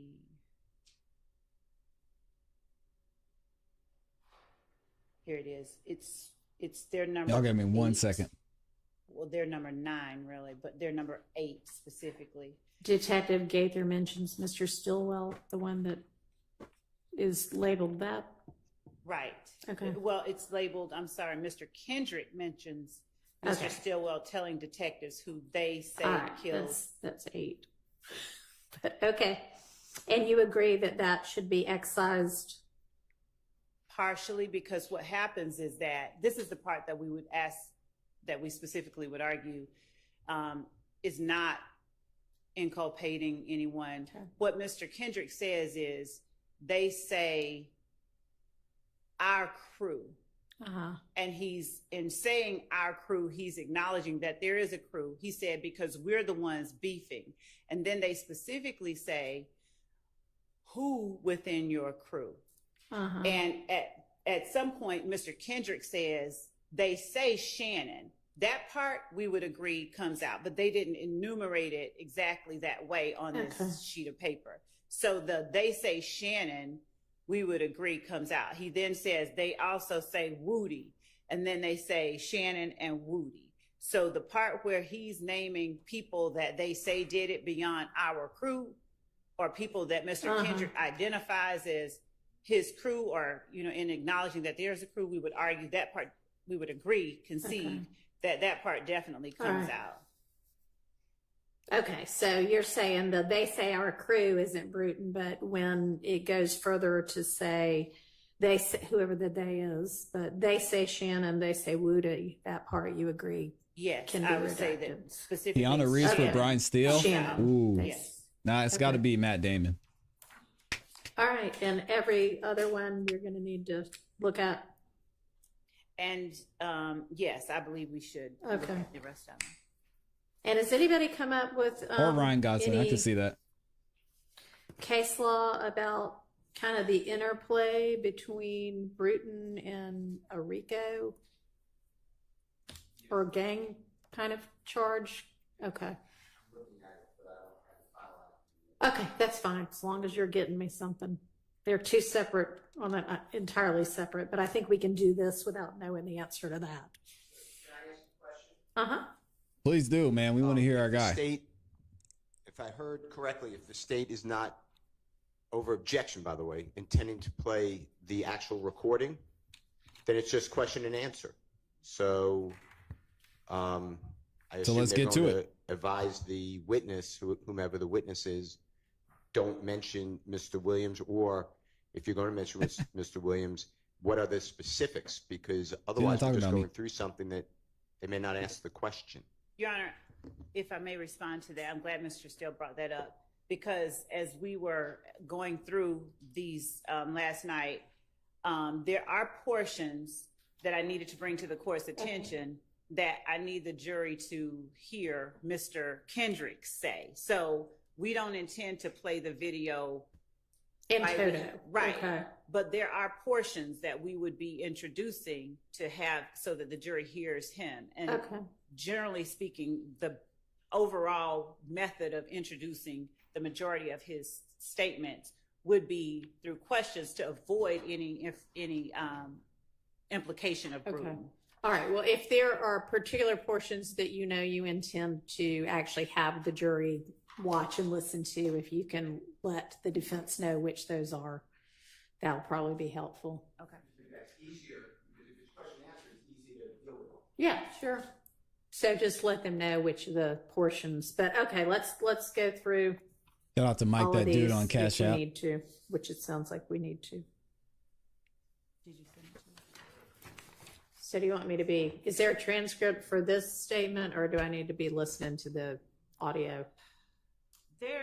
We don't have a transcript of this statement. Okay. But we can.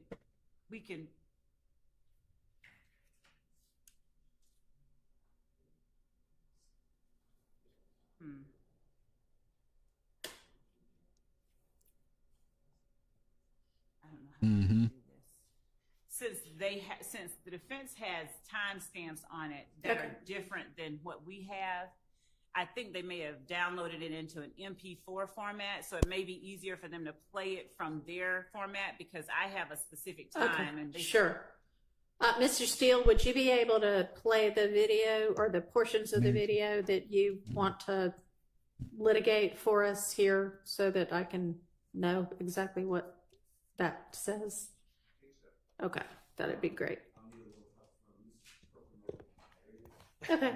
Yeah. Sure. Can I just bring up another concern on this subject? The concerns aren't limited to Bruton. I still like. We're talking about playing a tape where Mr. Kendrick says that other people are saying, he's not saying anything that he knows, he's not telling on anyone, but he's saying other people are saying that our crew and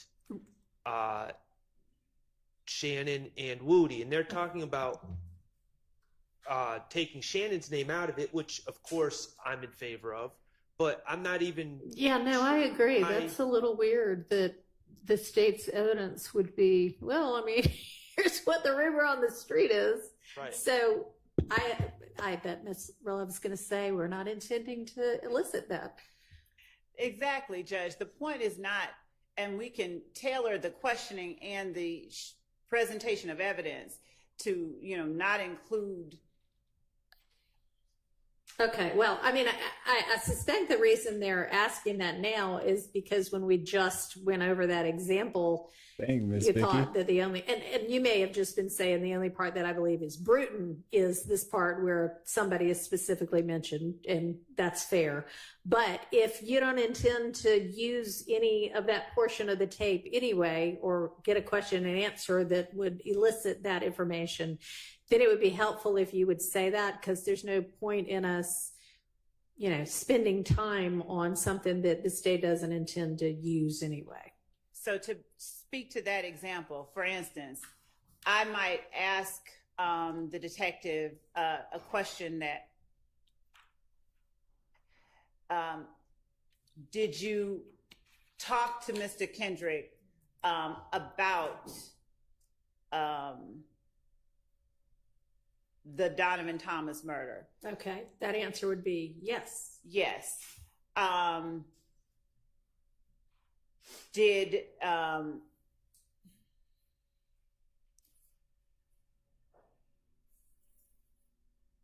generally speaking, what?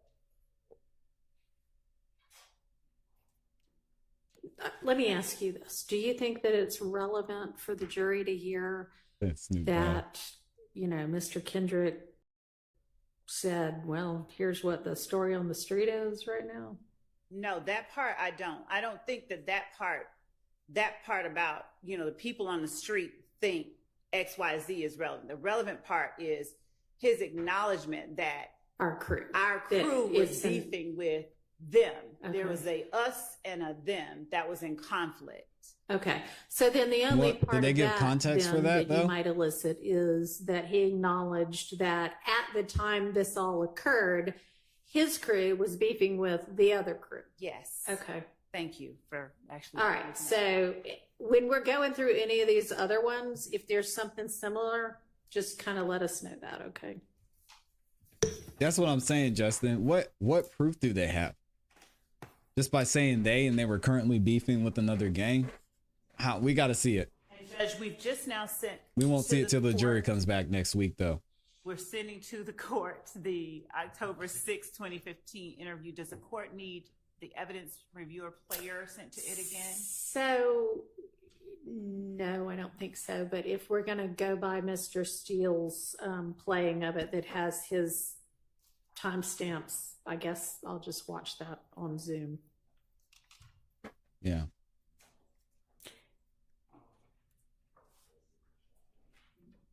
Are we close? Al Pacino. Mr. Steele? That's what I'm saying, Mr. Vegas. What other crew? Okay. Okay. Who's they? Who's them? I'm with you. Morgan Freeman for Judge Glanville. I could see that. And I don't want to belabor unnecessary points. Mm-hmm. Yes, you do. And I was looking at this for the purpose of Bruton. Right. Sure.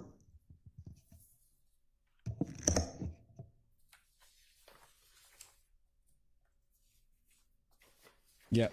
Yeah, you're right, Stokes.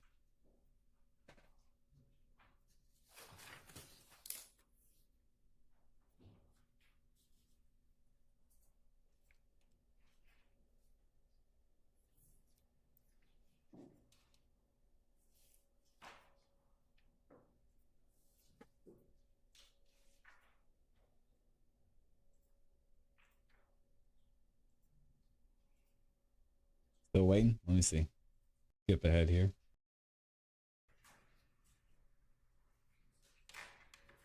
Who should play Miss Love? Who should play Miss Hilton? That's one we gotta ask. So let me see. So it looks like 44% of y'all said Adrian Love should be played by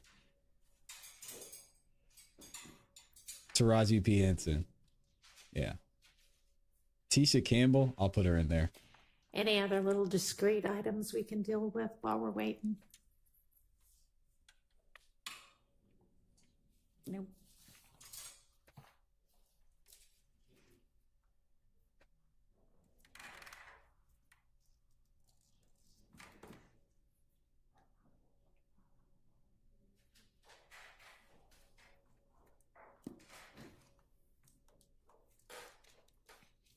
Can't think of who else.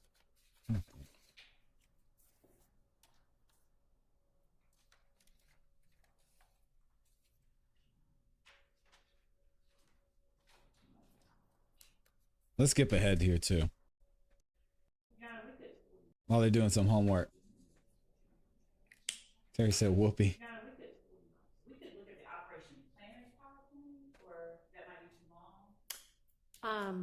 I mean, we're certainly going to have to do that. I guess we can get started on that. Unless we're really close. 1 minute away. All right, we'll just hold for a minute. Or so. Or so. I'll put Tyler Perry Come in on, this come one. on, Mr. Kokobo. No pressure. Mr. Steele, how'd your oral argument go this morning? Yeah, a lot of y'all might not know Brian Steele was before the Supreme Court this morning. He's going to talk about it here in a second, I guess. The argument was good, but you know, no one remembers the argument, so we'll see what the opinion is. Okay.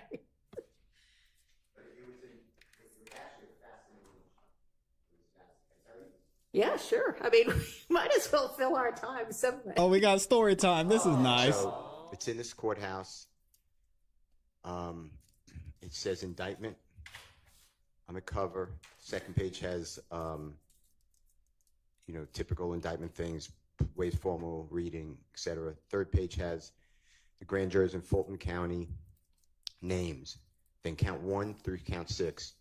Former district attorney Paul Howard does hereby charge the appellee with murder. Goes like that. So I didn't try the case. I did the appeal. The Honorable Judge Newkirk granted the motion for new trial, finding no jurisdiction because it was an accusation. So the Supreme Court was very lively. Interesting. It was an interesting case. And then it got so narrow. I was being asked, well, this is a novel issue. How would a lawyer know? You're saying it's deficient performance. How would a lawyer know? Yeah, I'm like, well, if I know, then anybody could know because I'm not that deep. So that's what I said. But it was fascinating. I thought about that one. It was intellectually stimulating. Interesting. And thank you for letting me attend. Absolutely. I was going to put Megan Good on there, but I don't think Megan Good works. She's not chocolatey enough. It's a little mocha. I think Kerry Washington might be it to me, though. Okay.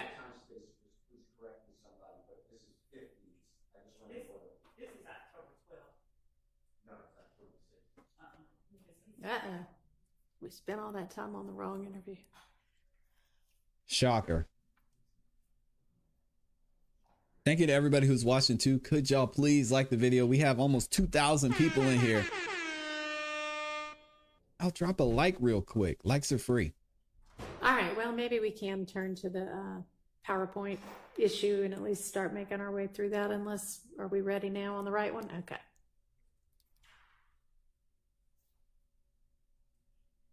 So we want October 6th. Is that right? It's like Terry, Carrie's tied with Whoopi Goldberg. That's wild. What's up, that pretty girl? Yeah. That pretty girl says, can you imagine how parents of these young men, DT and Tay, must feel while watching this BS insidious trial? It's sad. Yeah. And think about their families too. Say what you want. These guys have families. Everybody else that gets to go home at the end of the day. And then at the end of this trial, there could be a not guilty verdict, which means, hey, all this time served. Sorry about that. I can't even, just to think about it, that's tough to me. I cannot imagine.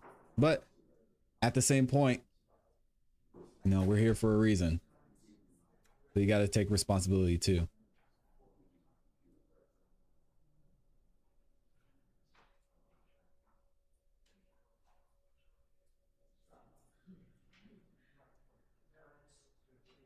Yeah, I'm with you on that one, Kimberly. Kimberly says, I picked Kerry Washington. I thought of it at the last minute, and I had to sneak Kerry Washington in there. Mia Campbell for Hilton. Lawyers and tech. That's a good one. Just don't mix. I hate to defend Mr. Kokomo here, but this is a lawyer issue, not a AV issue at this point. Okay. Mr. Brown says, you are Method Man, the lawyer. Stokes said, could have definitely gave them bail and house confinement. No way Fannie Willis was going to let that happen. Not to mention, there were the state has too strong of a case for people feeling like they're in danger, specifically their key witness in Donovan Thomas's murder, Lil Woody. So what he said in the past, even if he was lying, that he feared for his life, and the reason he feared for his life was because of Thug. So even if they smoothed all that over, there were 3 aspects we looked at that would not allow Thug to get bond. And that one instance, I think, is probably what played into it, to be honest. Yeah, it's tough, man. It's tough. And especially in a case like this, no way. No way Fannie's going to let them get bond. Maybe that's... All right, let's skip ahead here. Amy said a can of tuna could play Miss Love. So, Miss Love, I know you said the state's timestamps were somewhat off, but oh yeah, for sure, Sky. Maybe that's maybe we just go that way. We are equal accountability over here. Longer than we had anticipated. Yeah, and Sky, I talk about this almost every single live stream we do. I'm not worried about a RICO indictment, because I'm not around these type of people and in these situations. So yeah, they're not there for no reason. They might not be there for a good reason, but there's a reason that this trial is going on, unfortunately.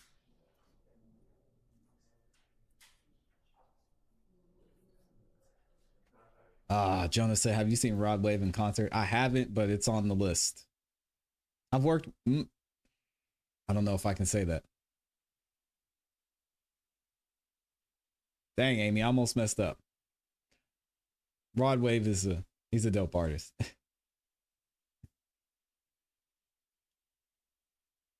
Yeah, that's right. I know.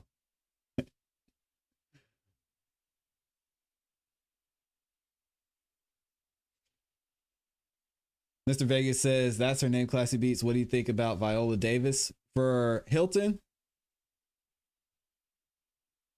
Yeah, I mean, Viola, she's so versatile. So good. I think she could play both of them if she wanted to. I know, Amy, I almost messed up. The defense thinks they've got it and the state thinks they've got it.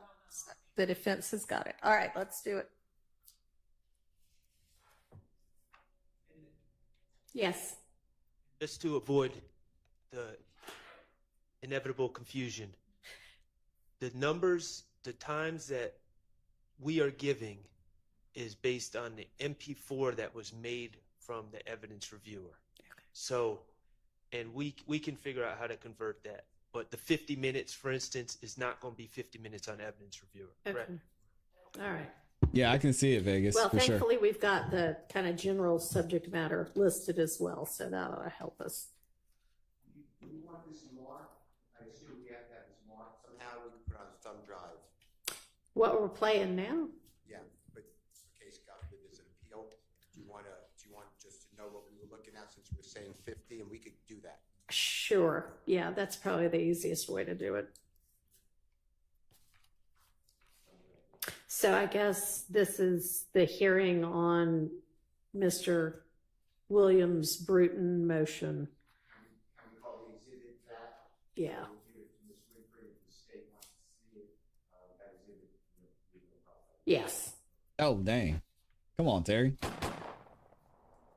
Let him live. So this will just be Defense Exhibit 1 to the Williams Bruton motion concerning Mr. Kendrick's statements. And we'll have that thumb drive today. Thank you. No, thank you. Did we do Young Thug yet? I think Snoop should play Young Thug, actually. That would be perfect. Like, I think like of other people you associate with, probably anybody you can think of. Oh, man, of course, there ain't no question, but it ain't like that's on some whole other shit. Like that's like my rep pump. Like we do shows, he help me out. You feel me? Like he bring me on to his show, just help me just sell both. So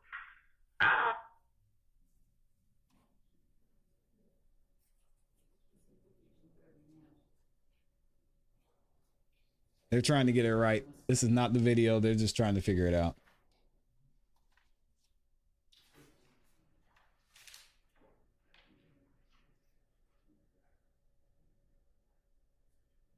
How long is law school? I think it's 2 years. I believe. You have to have a 4-year degree and then 2 years after that, I believe. Your Honor, we're going to start at 49 minutes. Don't quote me on that. No, actually I think it's 4 years. It's 4 years. Yeah, it's 4 years. Total of 6, says Justin. Is that the possibility that people went after that meeting retaliation? That's what it should be. So it's the detective asking the question. That's why I don't know if it's going to be needed because of the question. Denzel should play Young Thug. Give me just a little bit more. It's gotta be Snoop. Idea of what they're talking about at this point in time. Okay. Yes. Detective Dennis is in here. Detective Gaither's in here. Detective Gaither's a female. Detective Dennis is a male. That's correct. And the gentleman in custody is Mr. Kendrick. Yeah. And Detective Dennis at 4841 is bringing up that Mr. Arnold, the co-indictee, pled guilty. He also goes by Duke. He indicates the word Duke. Regarding the incident where Mr. Kendrick was tased, he was actually chased by police and tased. Okay. Get the mic, Brian. Mr. Kendrick then mentions Duke or Mr. Arnold about the involvement in that. I didn't challenge that because I didn't think that's a Bruton issue. I can't hear what he's talking about. Detective Gaither talks about Duke, and then going right into whether Thug is a reason that people went after them, meaning that there was this Why, whatever that incident was, occurred. Okay. So, to me, I'm doing, I think, what the court wants, but this will never come up on a question answer because no one's going to say to Detective Gaither, I would hope, did you ask about Jeffrey Williams to Mr. Kendrick? It wouldn't happen like that, but that's the first one here. Okay. Well, then maybe we can nip that one in the bud. So there's, if Mr. Steele would not mind just letting that part play from 49 so that we could. throw them on the bus, but them is 40 over here. When I got tased on Bankhead, they were here. When I got on Collin Boulevard, that was man. I was And he got tased. my little boy from Bourne, so I had that. He was in the car with. It's like, man, y'all see how this shit going on. You got it to me. I try to keep one deal with that one, cause it's like this shit go down anytime. Like, man, he been on some hang, jealousy. So why they coming at? I ain't talking about Duke. I ain't talking about mother folks you roll. Why they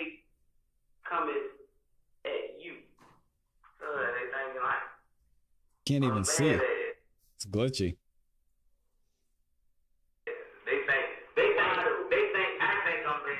I used to carry myself. Like, I see of other people you associate with. Probably. Anybody you can think of? Oh, of course. That ain't no question. But that ain't, like, that's on some whole other shit. Like, that's like my rep pump. We do shows, he help me out. He said, like, he bring me on to his shows, just help me, just sell ball flow. I don't know why. Would you feel like I took your Yeah, he's tasting Bankhead. A lot of people feel like Bloody J. A lot of people feel like I took their spot. You know what I'm saying? But it's not. I don't get around on them, try to take on them. I'm a grown man. I got whatever I got going on. He was just spot. Yeah, he was grown, bro. Got spot. We grown ass men. But then somebody had to tell me like, bro, you know these folks right? Like you take their spot. Right. I had to think about it and look at it from other people's perspective. Okay, that may be what it is. Yeah, but everybody. They're not really saying anything So, Your in Honor, this. there's no part that I hear Mr. Williams' name mentioned in there. I didn't hear Thug or Mr. Williams' name mentioned, so I don't. Okay, well, let's just ask it this way. Do you have any intention of who's this coming in through? There would be either Detective Thorpe, probably Detective Thorpe later on. Is he even in this interview? He's right there in front of you. To the left. Y'all can't. You should be able to hear I it. thought you had said Dennis and Gaither. Dennis and Gaither are sitting in front of Mr. Kendrick, and Detective Thorpe is to his also right. in there. He Okay, is. all right. There are three. So, I mean, you're not going to ask Detective Thorpe if Gaither asked if Williams was a reason why. No. Okay, so absolutely that not. would be one then. This example would be one where you could say, we don't intend to ask that anyway. Okay, so we do not intend to elicit or ask whether Defendant Williams was. All right, well, let's whatever circumvent spending the 5 minutes listening to it if you know you're not going to use it anyway, okay? That would be super helpful. Okay, next. But so when, again, this is one of those them, us, we, them situations. It is simply not one of those situations where we would be saying, you know, are they coming after y'all because of Thug? Are they coming after you because of we wouldn't be eliciting anything about another defendant. But if Mr. Kendrick is talking about a us and a them, like he is in this circumstance, they want to take my spot, things like that, then we would be putting that in. The reason I was saying we're looking at it in terms of Bruton is because if he's not talking about a defendant and he's not saying that person's name and inculpating him, then it's something that we will likely use. If there's a point at which I know that I'm just not going to even touch it, I'll do as the court has instructed, though. If, you know, and say, no, I wasn't even going to ask that anyway. It doesn't do us any good. Okay, so then what I hear you saying has to coach is that Miss while Love you're a not lot. going to elicit that somebody asked if Mr. Williams or Thug might be a reason people are after them, you would maybe ask about some part of Mr. Kendrick's answer there, which said something about whoever they is, wanting to take my spot. Yes. Yeah, we got to figure out who the Okay. they is, too. And that we contend is It's confusing. not That would not be Bruton. Okay. Next. 5239, and it should be Detective Dennis speaking. And he talks about Mr. Shannon Stillwell. He calls him Shannon. Okay. And then you wouldn't be able to mention Mr. Stillwell. Is there some part of this little bit? Go ahead. I'm sorry. Go ahead. So he does not say that Mr. Stillwell bought the gun. He does not say anything that directly inculpates Mr. Stillwell. And my understanding is that Bruton does not prohibit the mentioning of. All right. Let me just hear it. I see this is the way it's going to go. Playing from 52-14. Excuse me.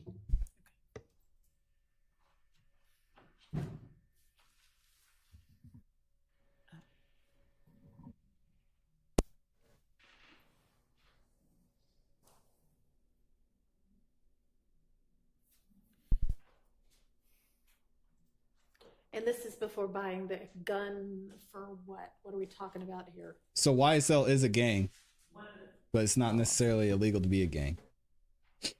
Anybody? Gunna said that YSL was a gang. One of the he was stopped with a gun on. It was a part of his plea October deal. And one on January 28th, and they're talking about the guns that he had in those situations. January 28th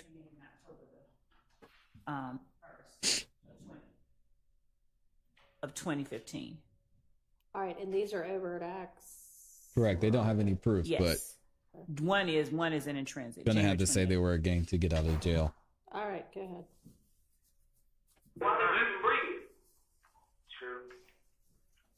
True. But I be like, my first man like, fuck these big ass guns. But the second man like, I got to ride with something that's gonna protect myself. You feel me? Right. How long had you had it? Like a couple days. Yeah. Did you buy it after you spoke with Shannon?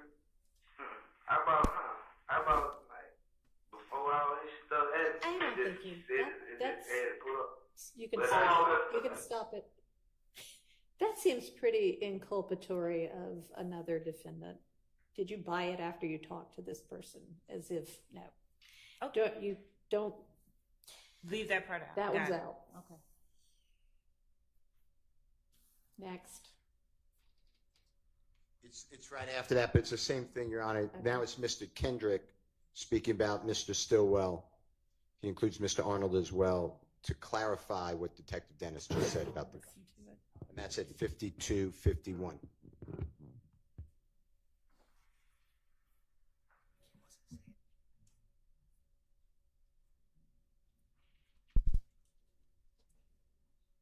And just to go back just a bit, he wasn't saying that Shannon told him to buy the gun. He was orienting Mr. Kendrick as to a conversation with Shannon. It wasn't saying that Shannon tell you to buy the gun.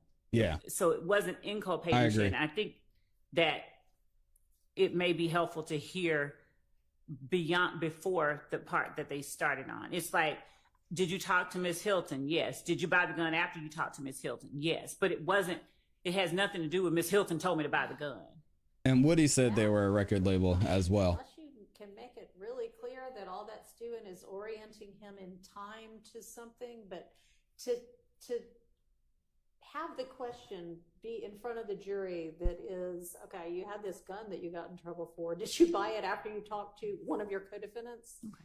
Just seems too brutal-ish to me to permit this. And the state ought to want to try a clean case. We do. So that's fine.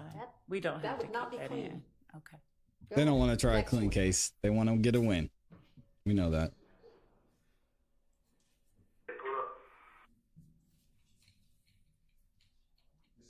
This is 52-50. You should back it up. This should be Mr. Kendrick.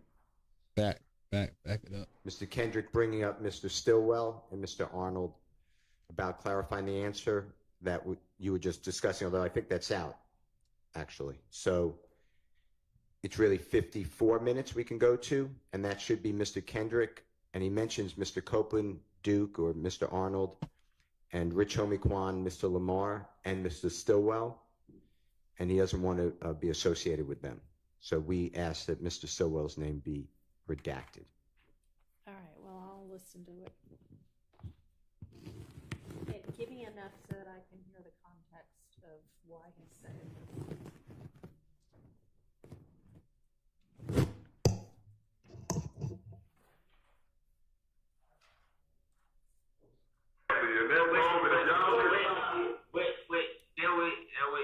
See, that's why I be a man today. That's why I fucked up it.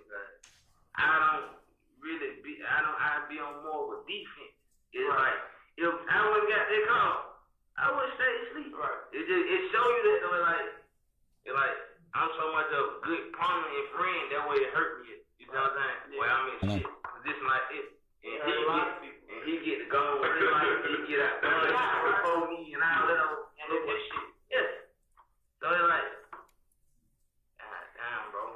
Like, it made me look at my loyalty and my friendship like, you can't be bending your backward for a lot of these niggas. And that's why I feel back from the people y'all just saying. Right. Which was my original crew member, like the people I was rocking with. That's why I feel back. So it's like, I ain't get 100% from none of them. So it's like, y'all ain't gonna be getting my 100%. Who are you speaking of when you said that? From Shannon Woody, whoever. Dude, it's just everybody here. Corn. It's a Shannon, Woody, Duke. Been together at once. Like, all this and rock. Joe Boone, all this. So it's like, once I figured out, it was like, I don't want no part of it. You feel like? So it's like, what are you gonna? All right. I mean, he says something about being regular crew members and not getting 100% from them, and then saying them by name. I think that's a brutal issue. So, would you understand if you do intend to ask about this? Not having to mention Shannon's name. Correct. Okay. All right. Your Honors. Yeah, it's pretty should be clear. around 58:10, and of course, they'll announce the time to orient. But this is now Detective Dennis's voice, who's mentioned Mr. Stillwell swung first outside a club Crucial. That's the fight that you've been hearing about on the 6th. Thank you. Uh-oh, what happened? Oh, no, it jumped us ahead. 1:08:40.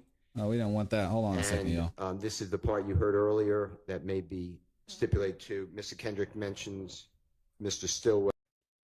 Why did it jump us ahead? It was more than just the 6 that are Was present it all in the car. whatever 19? We must have had an issue. Mr. Stillwell swung first outside a club Crucial. Here we go. That's the fight that you've been hearing about on the 6th day of January 2015. Well, I might not even need to hear that one. Your Honor, just before we go to that one, I just want to make clear, Mr. Stillwell's name is the only one that is on trial that Mr. Kendrick mentions at the last little clip. Mr. Copeland, Mr. Arnold, Sure. Mr. Lamar, they have those names listed in their motion. I'm sure they don't intend that. That is a brutal violation. They're not on trial. So we would believe that it's okay to mention those names. But Does the defense want to be heard at all on that, or what your position is on that? I'm still researching, Your Honor, How did y'all redact this indictment?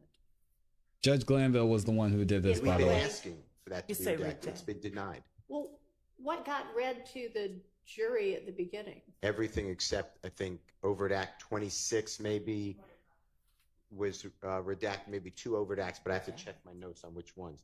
Otherwise, the entirety of the indictment was read to the jury. Including the names of Shout all to of Julio. the co-defendants that are not on trial? Yes, every one of them.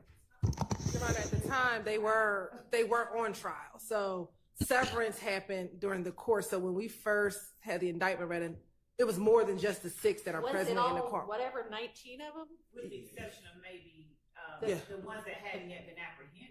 Yeah, so everyone was here except for And everybody at that point in time was on trial together? yeah. Okay.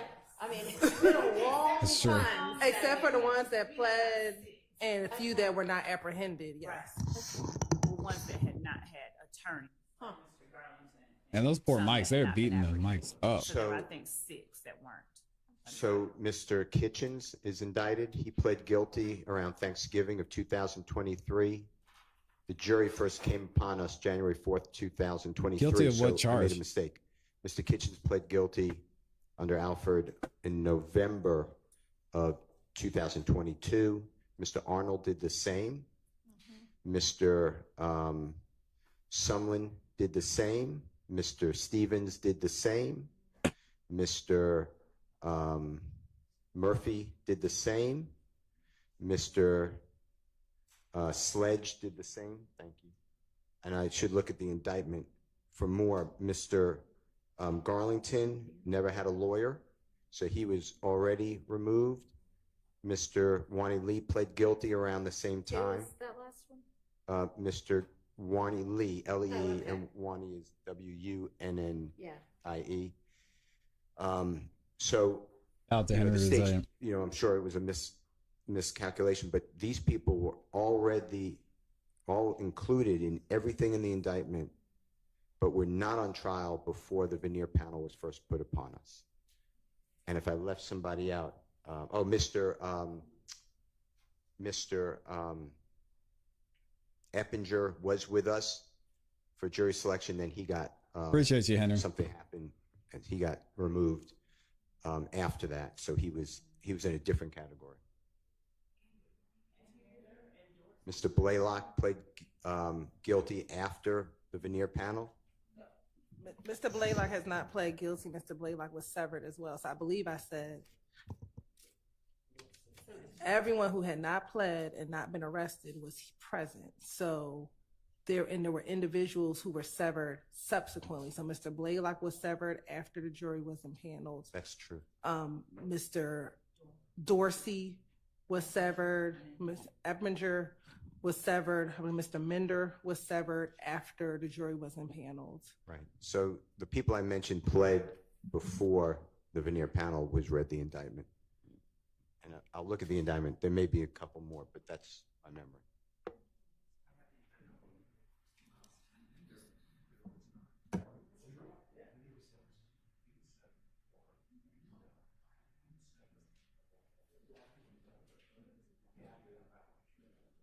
And I had to look this up too, y'all. Being severed in a court proceeding Winfrey means was severed that before we did.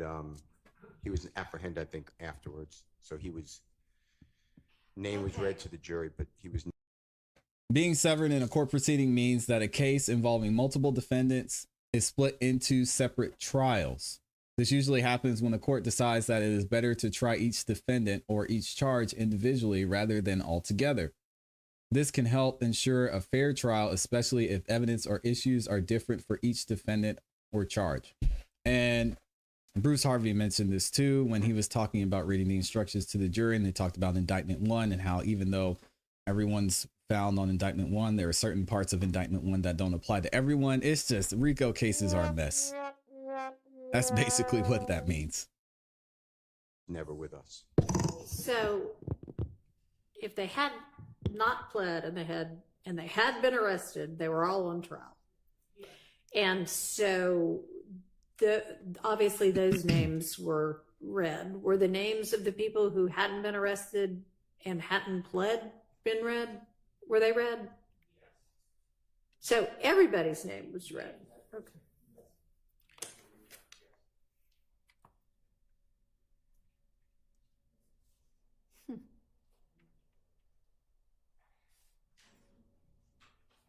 Yeah, RICO is not. And I don't know if there were any counts of the was every count of the indictment read, even if it was only against somebody who had already pled? Yes, sure. Because I think it was pre-recorded, and so everything was read. To answer your question, yes. Okay. Was there any objection to that? Okay. When the court says objection to that and there's a yes, to get clarity, because on the yes. I mean, honestly, at this point, that'll be a motion for new trial issue if it gets to that stage. I'm just trying to figure out what this jury has heard.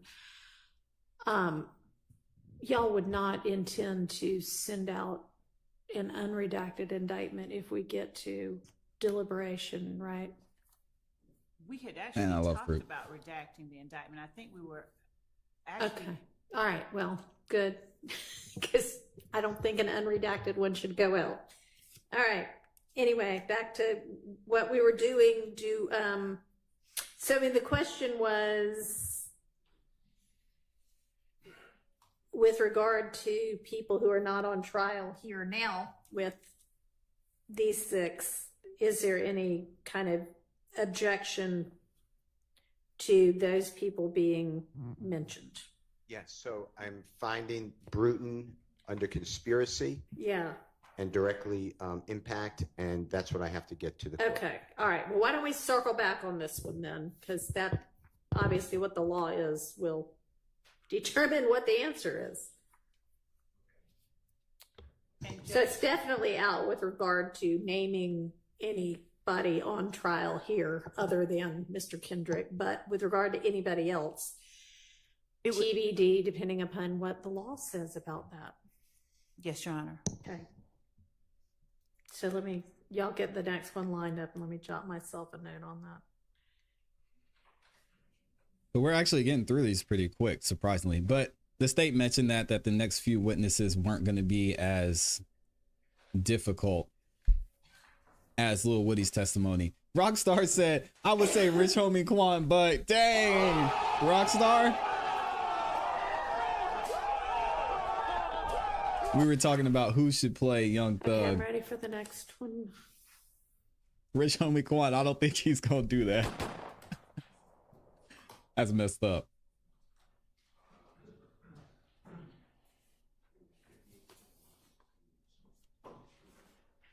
Yeah, but Young Thug didn't always look like this. He got that prison weight on him.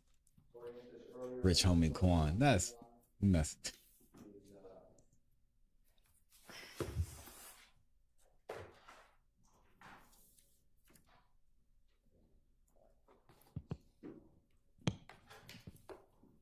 Detective Gaither is asking, this is at 10055. So then after Woody got jumped, you know who Woody is? Who shot up the studio TIG? Mr. Kendrick states, I don't know. Mr. Gaither said, I heard your crew shot up TIG after Woody got jumped on. There's a discussion of where is I like TIG. that, Patty. Then Detective Gaither says Metropolitan, like over there by Thug Studio. Mr. Kendrick asks, where's Thug Studio at? And then they talk about that location. They talk about YF and Lucy. And then at 103, Detective Dennis say, you still on Bloody J when he got locked up. And it goes on to that event. And So is this just because Mr. Williams' studio is mentioned Well, to orient people to where things are? Well, at 102, it's just about the studio, but I was targeting the RICO conspiracy. So I was targeting the, this is where,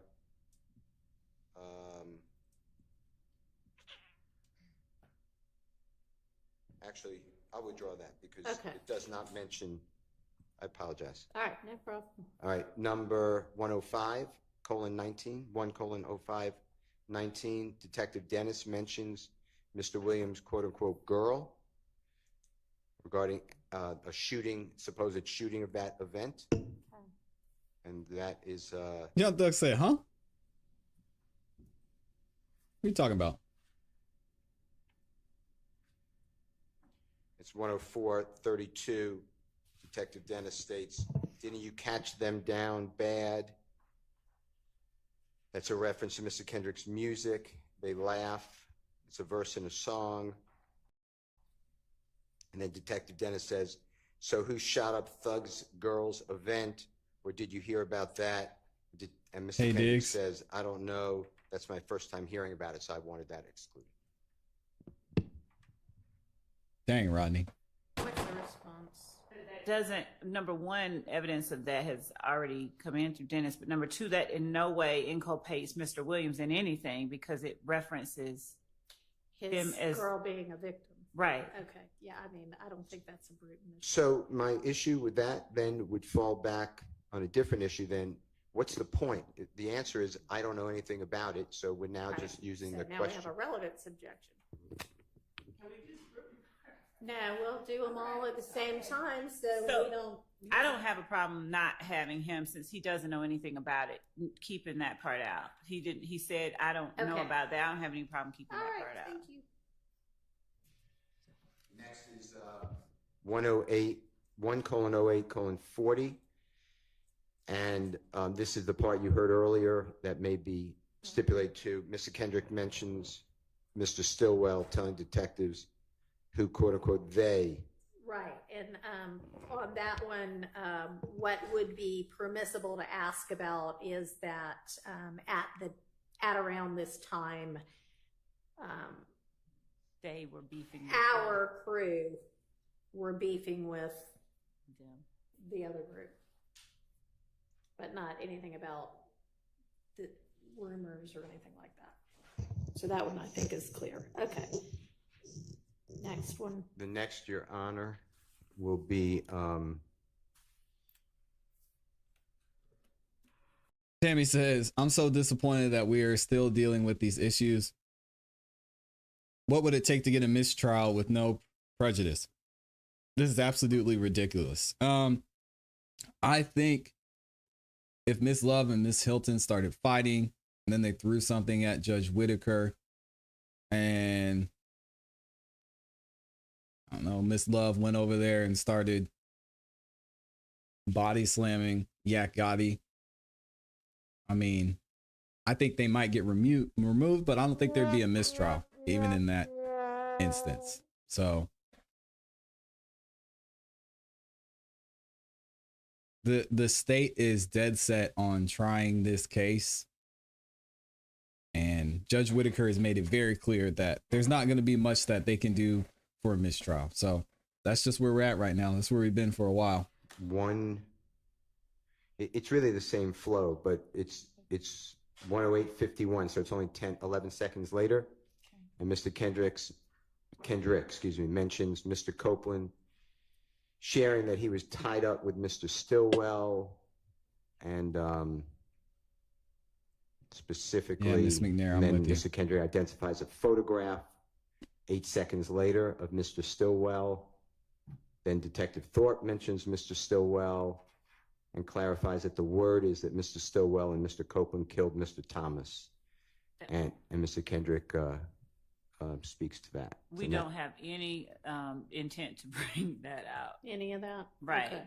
Okay. The next is 1:11:30. And it's Detective Gaither mentioning that Mr. Great point, Stillwell Stokes. is the person that whoever everyone is, brings up related to the murder of Mr. Thomas.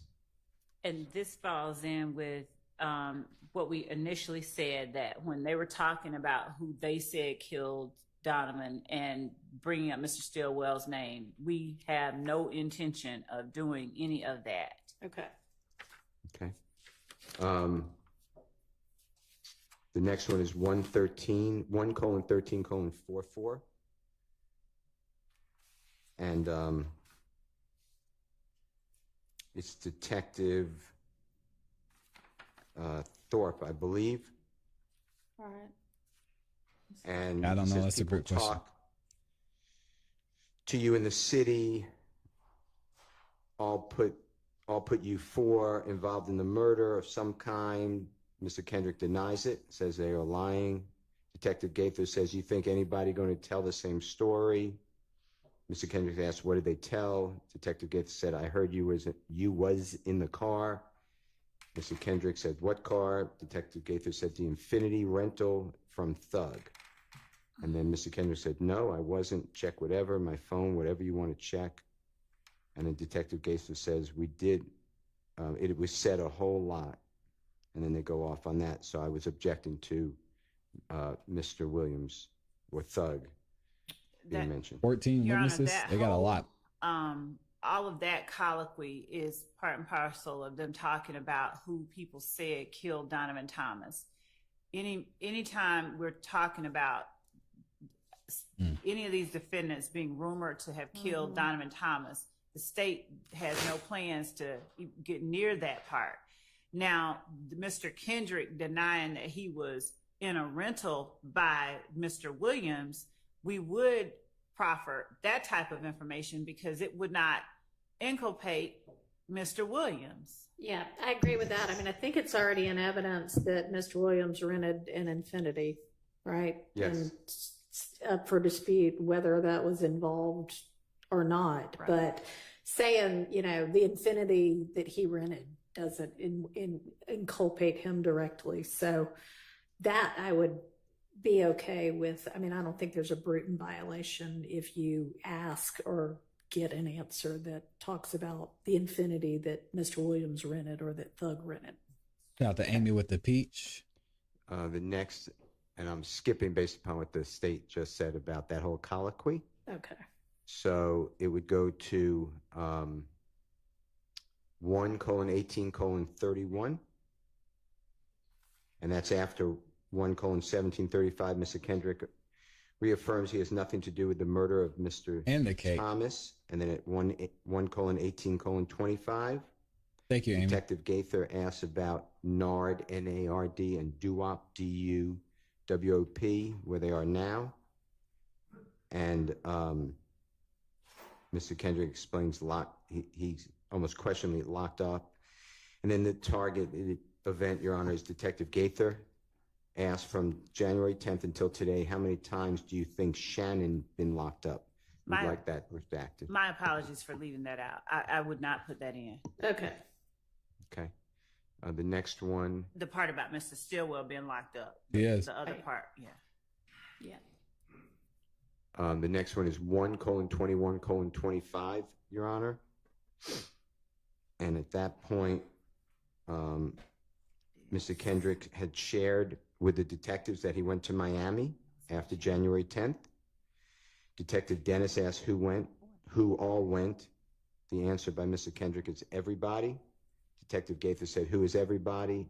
And then Mr. Kendrick starts naming little d, everybody, and then Detective Dennis points to the photograph of Shannon Stillwell. Mr. Kendrick says yes. He says yeah, actually, Y-E-A-H. Okay.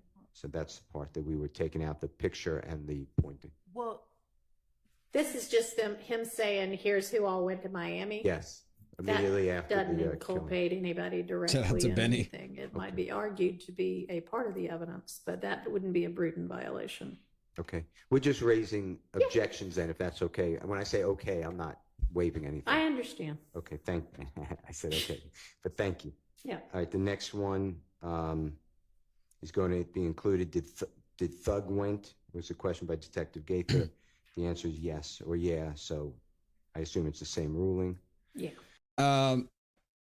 Just a little learning moment here. A Bruton violation refers to a breach of the Bruton rule established by the U.S. Supreme Court and Bruton versus the United States. This rule addresses the admissibility of a co-defendant's confession in a joint trial. A Bruton violation occurs when the defendant's Sixth Amendment right to confront a witness against them is violated. This happens when a confession is made by a co-defendant implicating the defendant is introduced at trial, but the co-defendant does not testify. Since the defendant cannot cross-examine the co-defendant about the confession, it can be unfairly prejudicial. That makes sense. To prevent a Bruton violation, courts may either exclude the confession, sever the trials, as we talked about severing earlier, or provide strong jury instructions, although the latter is often considered insufficient, which I would agree. So let's keep it going. The next one, Your Honor, would be and I assume it's covered by your ruling. Detective Gaither asked Mr. Kendrick, how long did Mr. Williams stay in Miami? So I'm assuming it's the same ruling. So I'm moving on from that one. Okay. So the one about before that 1.23.06 about Mr. Stillwell getting calls. Yes, I should have included. I skipped that one accidentally. And what'd you say, Ms. Love? I'll let the court decide on that. I'll let the court hear that because I didn't count that as inculpating because everybody was, what he's contending is that people were calling, but I'll have to hear that part again. Okay, let's just hear that part because I'm not sure what it says. And Started about 1:21:22:40 if you can, Mr. Kokomo. And what it should say is it should be Detective We're over here Dennis learning, Jennifer. asking about what conversation was like on the way down to Miami. Detective Dennis specifically, I believe, said, Your Honor, the ride down had to be some type of, just like you just said, like when Duke got jumped on, people started hitting your line. So y'all started to get worried, and Mr. Kendrick said it wasn't on my conscience. And then in there, they talk about Mrs. Stillwell was probably getting calls. All right, let's just. One of conversation. Everybody just sitting there like, Yeah, that was just stone with it. Like I get my own sprint. I'm Arkansas. right? But what I'm saying is, the ride down had to be some type of. I don't know. I didn't Because know it's anything. just like you just said, when Duke got jumped on, people start hitting your line. Yeah. What's going down? So y'all had to start getting word that This must have been about the fight at Club things Crucial. are out there. As Nut just got killed. Yeah, but it like it went. Yeah, they probably got getting like calls and saying shit like they think it was them, but it wasn't on my country or folk want to call me. Like, yeah, you know what I'm saying? They want. But if they your people, it's almost like you guilty by association to an extent where if this happens. We wouldn't have any problem taking that whole last 2 or 3 sentences out. Like, they were probably getting calls thinking it was them, and then Dennis saying it was your people, you guilty by association. Like that, those 3 or 4 lines, we don't have any problem coming out. All right, does that cover it? Yeah, Mr. Kendrick, I'm sure it covers it. Specifically said Shannon, so I'm assuming it covered it too. Let's make sure. Yes. Okay. Yes. Okay. Excuse me, Your Honor. Can we take 5 minutes before we continue down the list? Sure. Yeah, that's fine. Let's take a quick break. Thank you. Sure. Yeah, Julio, he was before the Georgia Supreme Court. So they're taking a quick break, they say. Let's see how long this break is, because we got a little bit of a delay in here. Nope, so they're still not back yet. What do y'all think so far? We still got a bunch of y'all in the building. Over 600 of y'all up in here. Thank you to everybody who's in here and liked the video. I know we had some super chats in there too. I want to read real quick, and then we'll get back to it. We had, let me see here. We had the Truman Show in the building, said, all for a perk. They're not the brightest bulbs. Yeah, absolutely. We got Amy in there dropping the 10 bomb. She says, one day, maybe 50 Cent might want to make a movie about this. Good luck finding someone annoying enough to portray lawyer love. Oh my, dang. And this is what started the whole conversation that y'all see in the chat right now, which we asked about Simone Hilton, and it's looking like I'm surprised at these answers. We'll finish up the poll here in a second. If y'all haven't voted and you're in the chat, make sure y'all vote real quick. Thank you to Amy. We also have Misadventurous Bookmouse says, so how long she's been waiting to trot that one out?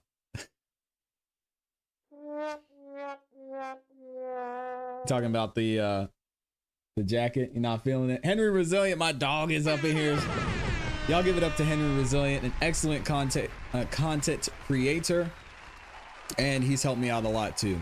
Been amazing for the growth of this channel, amazing for a lot of what we're doing here today, and we wouldn't be where we are without Henry Resilient. So big shout out to him. If y'all go, make sure you go check him out, subscribe to his channel, because he's got a lot of dope content too. Just dropped a video this morning. Make sure y'all go over there and subscribe, and say what's up to Henry Resilient in the chat too. If one of the mods could drop a link to Henry Resilient's channel in the chat, I would appreciate it. We also got Amy over there with 2 super stickers. She dropped the peach and the cake. Hey, yo. It's going to be a great lunchtime. Yes, sir. All right, it looks like Judge Whitaker is back. I think I got all that. Let me read a couple more comments and then we'll get back into court. Let's see. Gwen says, I moved to England a long time ago, but if I were to go to trial in the US, I'd go bench trial over jury all day, every day. Yeah, I might be with you on that. I don't want to risk it. Saying, what kind of deal can we come to? Because, yeah, I don't want to go through all that. What else are y'all saying? Thank you to Amy for dropping Henry's channel in the chat. I'm going to mess up your name, so I'm not even going to try and read it. We've got PM in the building, says, these mistakes are kind of basic. We don't need this case in law school to learn We don't need this case in law school to learn these mistakes. They are taught in your evidence or criminal/con law classes. The state just sucks that bad. I believe it. I don't know if I would make it in law school. I think I would enjoy being a lawyer, but it's just the schooling, man. Ugh, I don't know. Shout out to Julio Suave. Says, thank you for the engagement. Always advocate for justice. Yeah, absolutely, man. Thank you for the super chat. You did not have to send it in. Thank you for the 5 bomb.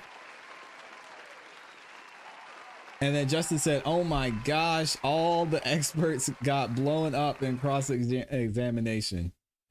Yeah. What else are y'all saying? Okay. I think we're good in here. Let's go ahead and get back to the trial. Thank you again for all the super chats. I'll be reading any more super chats that y'all send in throughout the show as well.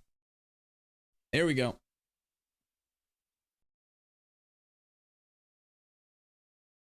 Oh, let me put, who should we do next? Hold on a second.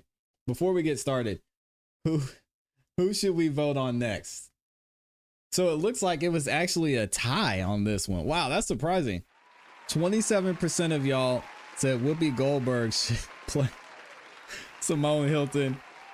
And then 27% of y'all said Tyler Perry. God. Oh. We're going Medea goes to jail for real. Okay, Amy says we should do Judge Whitaker next. Okay, I'll put Judge Whitaker in there. Y'all drop some names of who could play Judge Whitaker. I know a couple. I know the first one I'm gonna put in there. Y'all saw me say it. I think Tina Fey. Somebody said Jennifer Aniston, I think.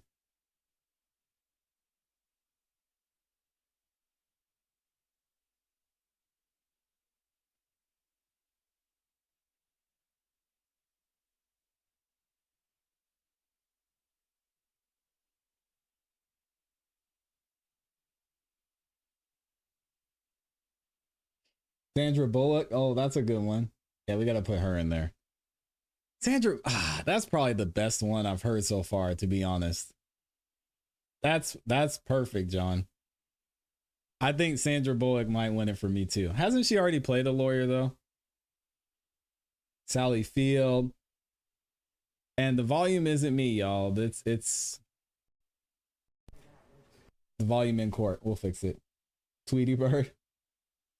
Martha Stewart. The next one, Your Honor, we are going to, I believe it's included in your Honorable Kathy Court's Bates. ruling. It's approximately 1:2539. Detective Gaither asked Mr. Kendrick how long Mr. Williams was in Miami. Let's put And he Reese answered a Witherspoon couple in there of just weeks, for so fun. I assume that your court said that that's not inculpatory, so I'm moving on. All right. The next one is, it's a visual, so if they're Okay. not showing the video at this, it won't matter. All right. But Detective Dennis points to the photograph of Mr. Stillwell and says he's all about that action, and they're talking about shooting people. They're talking about violence. So you may have to hear that, but and see it. But that's Julia Roberts, we would that's a good object one to. too. I'll take out Jennifer Aniston You're and not put going to Julia use Roberts. that. All right. States agrees. Well, they don't agree it's prudent, but they're not going to be using it. Okay. The That's next a tough one list. is Detective Thorpe. It's at 1:33:55. Mentions Mr. Williams and how Detective Thorpe heard that people went to Mr. Williams' home after the killing of Donovan Thomas. You may have ruled because of the way you treated the rental car that that's not prudent, but that's what I flagged. All right. Do you think I need to hear it, or is it? That's pretty much it. Okay. Yep. That would not be prudent. The next one is at approximately 1:43:20. And I'm not so Anne sure. Hathaway is a good one, too. But Detective Gaither asked Mr. Stillwell if he drives a Volkswagen, but I flagged it. But if that's not directly inculpatory, I understand that. But that's what is said. Okay. And this is just, does Mr. Stillwell or his nickname drive a Volkswagen? Yeah. Yes. The next 1:47:18. Detective Gaither asks what was in its, I say Mr. Williams, but Thug's demeanor when he pulled up to the McDonald's, and Mr. Kendrick says he cannot speak on that, so I Meryl assume Streep. that's not under this honorable court's ruling. Anything we deal with Bruton, so I'm moving on. Okay. And if I'm waiving something, No, you say no. You are correct Okay. in your assumption. And then the next one is 1:48:07. Detective Gaither asks, so that night, meaning the killing, you didn't meet up with Mr. Williams, and then asks the same for Mr. Stillwell based upon your honorable court's ruling. I believe that then we're going to skip, and if I'm wrong, please tell me I'm wrong, but Does, what's the state's intention with regard to anything you might ask about that? Given his alibi, we would, well, I don't know what we would probably be Asking that? Okay, well, yeah, I mean, I think that would be okay. and then the next one is Emma Stone. Two. Amber Heard. Hell, oh no. Well, it's really the same, Your Honor. It's clarifying the same thing.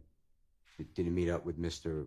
Williams or Thug and Mr. Stillwell, so Okay. that's it. Yeah, That would same. cover the entirety. Now that's just for Bruton, but again, I will send to this honorable court, and there are cases on a RICO conspiracy, a conspiracy, and Bruton. Okay, I'll be on the lookout for that and the state's position on that also.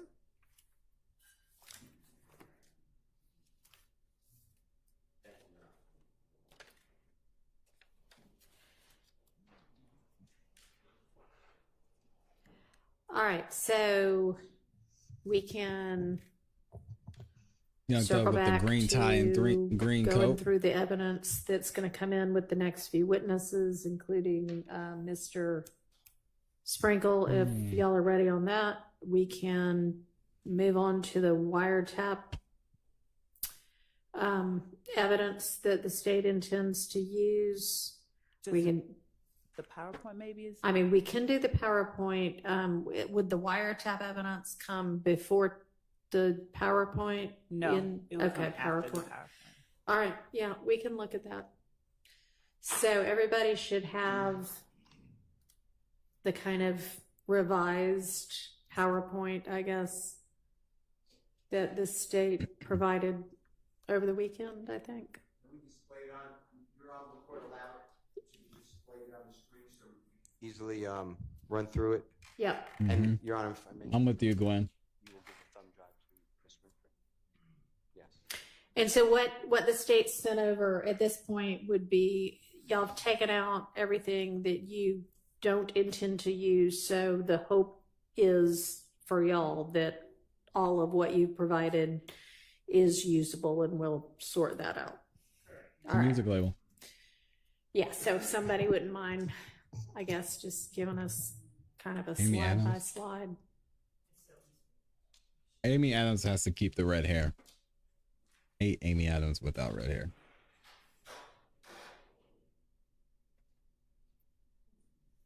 Donald Glover as Lil Woody. And I don't know that it needs to be displayed on Sojourner Zoom Weaver? as long as we're all looking at the same thing. That's a that good might one. be a better approach. So let's all just get our email that sent it over and open it up and look at the slides on our personal computers. So we're going Or through the laptops. PowerPoint now. It looks like had a lot of issue with some things on the PowerPoint.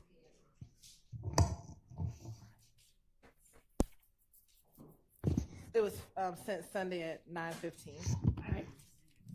And was it a Dropbox link or was it an attachment? It was an attachment with a PDF. Okay, right.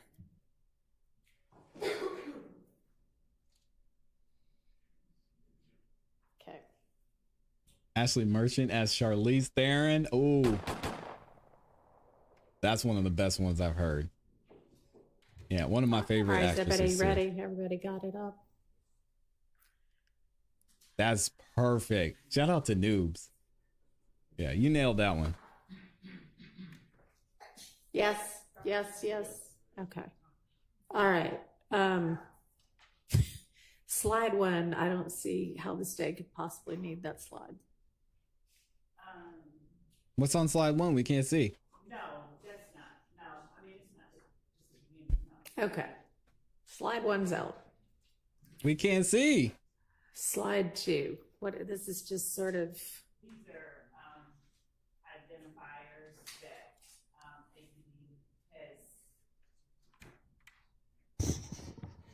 identifiers that APD has identified, and All right, hadn't there already been testimony about that? There has been testimony about Anna Kendrick. snakes and tattoos and red flags. Yes. Okay. I can see it though. I mean, If you say it is, it is. Huh? And I mean, just to make sure we're all on the same page.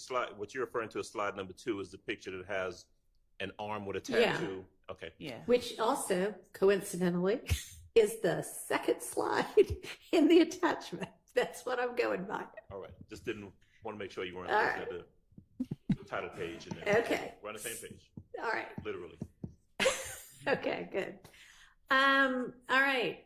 Slide number 3. What's y'all's argument for needing that? we can't see the slide, y'all. Because we've still Maybe got that's what he's some telling me. language on all of this too. So we can take out, we can take out all the language. Mm-hmm. We take out all the language. Okay. Yep. Yeah, Jennifer Garner could definitely do it. John, may we be allowed to remove the Mondo board, the IT department? Yes, that would be wonderful. We're not going to use it, so out it goes. So y'all go ahead and yeah. Not right now. Okay. Which slide, Amy? No. What about these You seen the 5 slide? pictures? No, I can't see. They're not showing it. Let me see The if somebody else pictures, is showing Judge, it. are Hold on a just, second, y'all. As he's talking, he would. All right. So who are I see we've got Defendant Williams, Mr. Williams, Rich Homie Kwan. Birmingham. Are there pictures already in evidence of Yes. those 3 people? Yes. Then use the pictures already in evidence. How about the bottom 2? Who are they? Donovan Thomas is on the far right side. Is there a picture of him Right. already in evidence? There is a picture of him in evidence. All right, I don't think use anybody's that. showing the What's slides. The middle 5th one. And Oh, you're talking about the slip and slide, Amy. Yeah, I've been on it. This is Defendant Williams.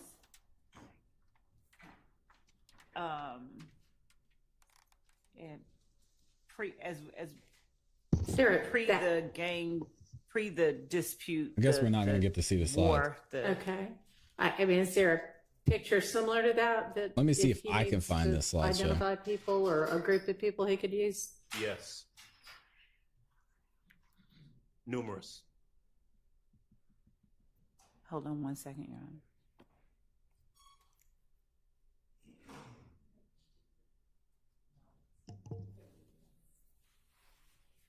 We have videos of the groups of the All right, so persons you could together. do a still from a video. We Okay. can. All right. How about slide 4?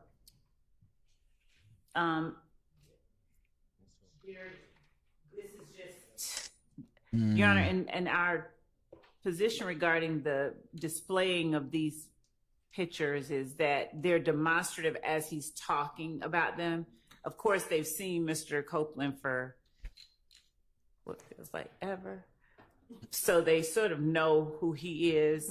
They haven't seen as many pictures, just face shots of Mr. Watts. So they're not, we would just put forth that there's. Is there a picture of Mr. I guess we Watts won't get in to see the slideshow. But they're Does it look kind of similar to this? So the reason that we would ask that the PowerPoint photos be allowed to be kept in is they're demonstrative. These are clear face shots of who they are talking about. There's nothing that is inherently or substantially more prejudicial due to the cumulative nature of these photographs that would cause either defendant to be in danger of being convicted of something or on something other than proof of the crimes we have listed in the indictment. Are they going to, for some reason, be talking about Mr. Copeland and Mr. Watts together? That they're like, yes, it's going to be crucial for the jury to see here's Copeland and here's Watts. Not crucial. But he will be talking about a specific interaction, specific. Okay, well, he can talk about that without this. And if you need to have the jury reminded, oh, this is what Mr. Watts looks like or something. Just use something already in evidence. All right, what's this picture of some fence? Dang, I really want to see this Do we slideshow, have y'all. pictures already in evidence of that? No. Okay, then this one's fine. Slide 6 with the stack of money and obscene gesture. Hold on. Well, that's Mr. Copeland, and it was that Trying to stack look of ahead money and see if that they're gonna let us flashing see of it. it at a club that led to the conflict between him and Mr. Watt. So okay. We've also got video of him doing exactly the same thing. we don't have that video. Yes, we do. We've had a video All introduced right, of him. well, don't talk over each other. Do you know what exhibit number that is? We don't have it. Yes, we do. Your Honor, we initially entered the video in Thank you, June. Amy. However, that was after 3 o'clock. And so we did not enter it again this time around. So I do not believe the video is in evidence. I'll double check. I believe that was after 3 o'clock. Actually, good point there, because we do need to make sure when we're finally reviewing what evidence is in and out, that we make sure that everything that was entered in that little period of time is unentered, if you will. So, okay, this one's fine. He can use this one. Can I inquire as to exactly what the relevance would be of showing a picture of Mr. Copeland holding money and flashing the bird? Well, I mean, they said that was what had started a beef between him and Watts. The flashing of the large sums of money. Not the flipping. What is she doing? I mean, I don't. He was going like this. Yes, no. The flipping the bird, I mean, it wouldn't have. Our argument is that it's relevant because it shows Mr. Copeland with that huge stack of money that we're talking about, and it makes. Is this the night of? It's. I don't know what she was doing. You say the night of, not Donovan Thomas. No, the night that the beef starts between he and Watts. No, Your Honor, it is not. It's just an example of him with a Flipping bunch the of bird money. and holding money. An exemplar. Good word. I think it's January the 8th. The 6th, January the 6th. So Miss Hilton doesn't know what she's doing. It preceded it. That's the night that the fight started that led to the arrest No, of, Jason I think, Statham's Mr. playing Matt Kendrick and Sharp. Mr. Arnold the first time when Bloody Jays punched out. But this is a I'm not picture budging from on the that. night that it all got shot up or something. I'll confirm, but that's what my understanding that is January the 6th. How do we know it's January the 6th? Where does that date come from? I don't know. I don't know. Maybe they know what he was wearing to the club that night. Yeah, y'all can't argue anybody My else recollection is other that he than had different clothes on. Jason the Statham. night when he was flashing the money than he does in this particular picture. I do not believe. So do you have any kind of picture from that? Nope. I mean, if you can confirm it was that night, They that's can't. fine. Otherwise, it's just an example of, hey, well, not just here's what we mean about flashing money. No, the large amounts of money. Right. I think during the course of the interviews that the jury has heard, you hear them talking about a very, very large sum of money. Right. And, one might argue or wonder, what kind of money, how much money did he have access to that kind of money? Him having a stack of money like this. I mean, it could have all been ones, but even ones would have been a lot. I mean, I'm just saying. So, the relevance bar is, of course, as the court knows, is a low bar, and the fact that he's sitting there with that. Okay. Well, he also is flashing the bird, though, or flipping the bird. So that's a little bit offensive, I'm sure, to some of the jurors. So maybe there's why don't you find out whether A, this is that night, and B, if there's some other photo already in evidence with him with large stacks of money, okay? Yeah, So that we'll doesn't. I don't see revisit why that when we've got some more info. Why are we revisiting this? Make a decision. slide She does 7. not want to make a decision against the state. I mean, she's made a couple, but man, This just shows a couple of the, I mean, the Metro, but there's been Crazy. testimony about the Metropolitan, right? TIG studios that Right. Mr. Copeland is alleged to have shot up, or believed to have shot up. it's the never-ending story. A number of crime scene photos ended of the Metropolitan. So Lee. there are a number of photos of that in already. So it doesn't. there's nothing, if Detective Dennis is talking about this, putting it up doesn't take extra time. It just orients the jury as to what he's talking about. So it's a demonstrative aid that orients the jury, that is helpful to the jury, that is substantially similar to what that is exactly what he's talking about. So there's nothing that should preclude him from showing it to the jury. TIG is who's... Think It's a Game, right? Is the company that Rich Homie Quan was under. That Think It's a Game Studios is inside that building there. This one's fun. They make some dope music too. All right. Amazing music. Moving on to slide 8. That's what I'm wondering, Coco Bunny. So this is several pictures of Mr. Thomas. We definitely do not need the I don't get it. Club Crucial Will Always Remember You part of that. Okay. And, you're holding the money the phone, language about whether he's a high-ranking member of a rival gang. I mean, it can come out. Thank you. But I know it's asserted that he is, but this sets it forth like fact. And shocker. That's for the jury to determine. Yes, John. I'm just trying to. I can't believe they did that, Judge. So, I mean,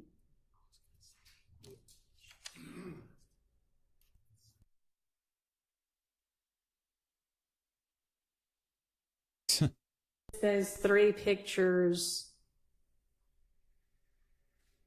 basically of Mr. Thomas and some of his She won't, Jennifer. Well, whomever.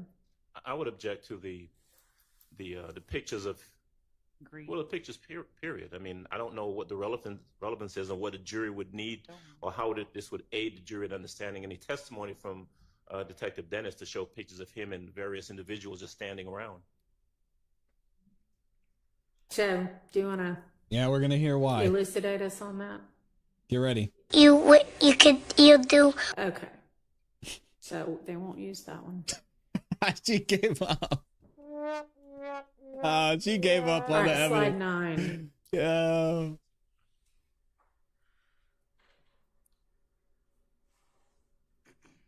Yeah, pictures from the family reunion next. So slide 9 shows just the type of. Are these actual posts already in evidence? No, we did not. Okay, well, if they're not, then I would think if you throw these up, that is more than demonstrative. So if you want to enter those as examples, we can talk about that. But otherwise, he can just testify that here's what happened on social media after the death. Okay. Looks like Sandra Bullock won that battle. Yeah. And before Mr. Adams speaks, I want to ask this question of y'all too. This is an interesting point made by Karma Rose. She says, I don't believe social media should be or should even be admissible in court, especially when it's such a high profile RICO case, period. So I'm going to ask y'all, should social media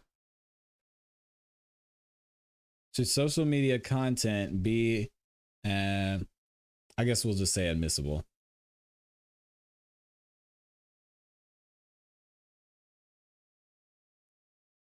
I want to know what y'all think. Just in general, and then maybe I'll ask a more specific question. Good question, Karma Rose. I would be Good point. objecting to Detective Dennis saying this is what I saw on social. Okay, you understand that. Okay. It would be hearsay. And how would, well, no, what he saw on social media, he saw on social media. If he's going to say, I saw on social media and someone posted the following, I'm assuming that's for the truth of the matter asserted. About the one. And the post should not come in. I don't know who posted it. It would have to lay a foundation for the writing. So the fact that the posts were made and that they were publicly made is part of is the evidence itself, not that it's true. This death to the big homie sent the word out from behind the wall. What would you have the answer generally be? I mean, what would you presume his answer would be, or your question and his answer? Were there threats made against YSL in the moments, hours, days following Donovan Thomas's murder? Yes. There were public threats, social media posts, and the like. And these would be them. Okay, well, that would. That's true, John. Okay. And that would be overruled because it isn't being offered for its truth. Okay. But we can just do that at the point in trial. We don't have to have this slide. Okay. It slides out. Slides out. All right, slide 10.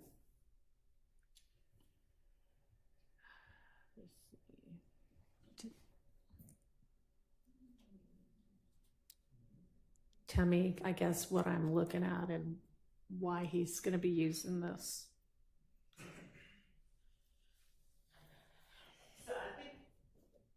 We can None of it should take be this allowed out. in? I think that this picture is already in any event.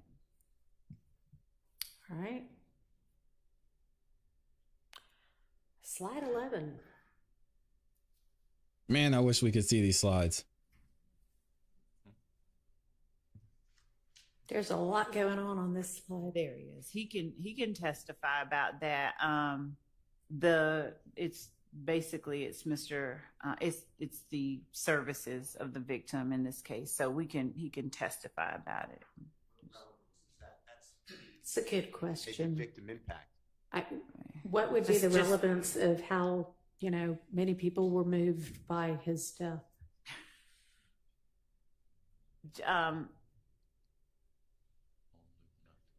Judge, if I may come back to the court on that, I can take out the slide and as to the questions about it. All right. So 11's out.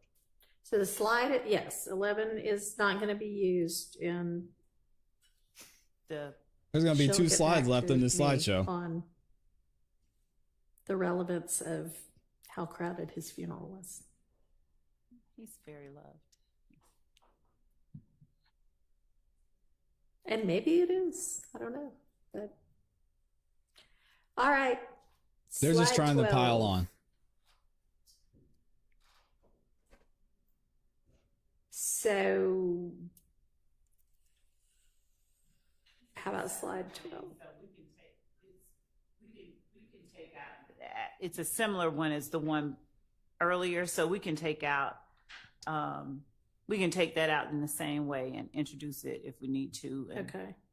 Yeah, and I mean, John said, why would the DA want this much evidence in the trial? Because all of this goes back with the jurors, got to be confusing. But if they can say over and over, YSL's a gang, YSL's a gang, YSL's a gang, YSL's a gang, here's YSL's a gang, here's YSL here, here's YSL there. They just say it over and over and over and over and over. And then they get 2 closing statements and they say, I want you all to remember that YSL's the gang and here's the things that they did. It could be a tactic. They're just piling on and piling on. And that's one of the things that the defense is pointing out. Like, Judge, we get what they're trying to say. We don't need to keep showing them having pizza together and Woody holding up a money phone because he got money with YSL. It's too much at this point. And I know the jury's, I'm sure they're ready to get up out of here.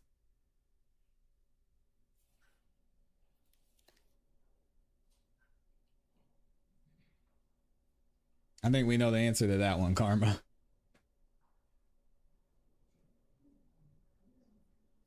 Exactly. It's all a tactic. Is the picture like with green the eggs and ham. placards from obviously some shooting already in evidence? I don't think YSL this on the particular train. one is, YSL but it on the will plane. be. We anticipate that this will be Okay. admitted in Well, evidence. if you want to present it to him, YSL and in the air, ask him YSL about it, everywhere. That's fine. Okay.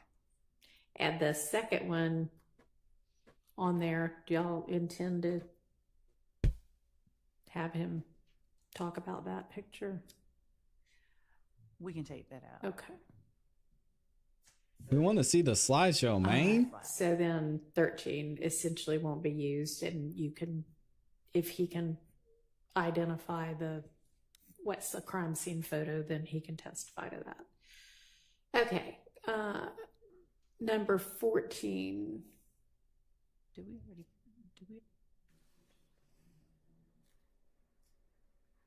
So, Judge, we don't have to, with number 14, we would need to introduce, I think, the photographs versus putting it up.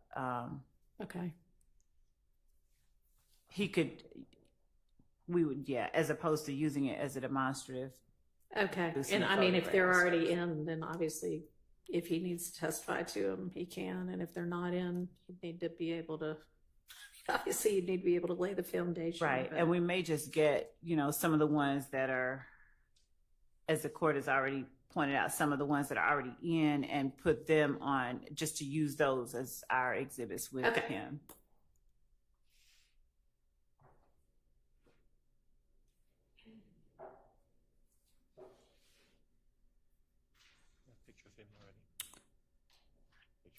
I mean, presumably this shows everybody's in a relation of these three people. It does. And the problem is, Karma Rose says, why is the judge even allowing all this little stuff? Like, the state doesn't even have their case together. The state is so pathetic. Well, if Judge Whitaker had been here at the beginning, she probably would have done more of this then. And Glanville tried to do this. And one of the things that the defense, and specifically Westmoreland, was saying was they had all this time before to get this out of the way. And we already went through a lot of this with Judge Glanville, but now we're having to not necessarily unwind, but go back and review some of the issues that the defense had with what the state is trying to bring in. He testified about that.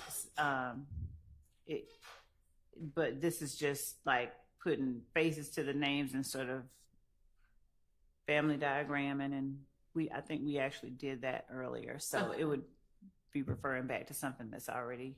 I'd be objecting. Your Honor, the mother, if I interrupt, I apologize. If the mother of Mr. Thomas testified to family relations, the father of Mr. Thomas testified to family relations, and Detective Dennis testified. Now, he may not have, actually. He may not have. So definitely the parents, the mother and the father, I would be, it's just repetitive. Okay. Sounds like she doesn't intend to use this anyway, upon further reflection. All right. Slide 16.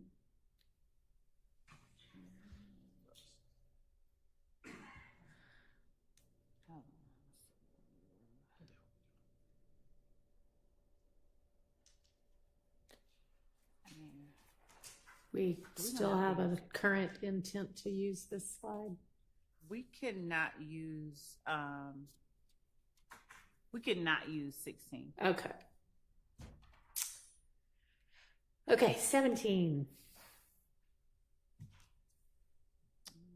17.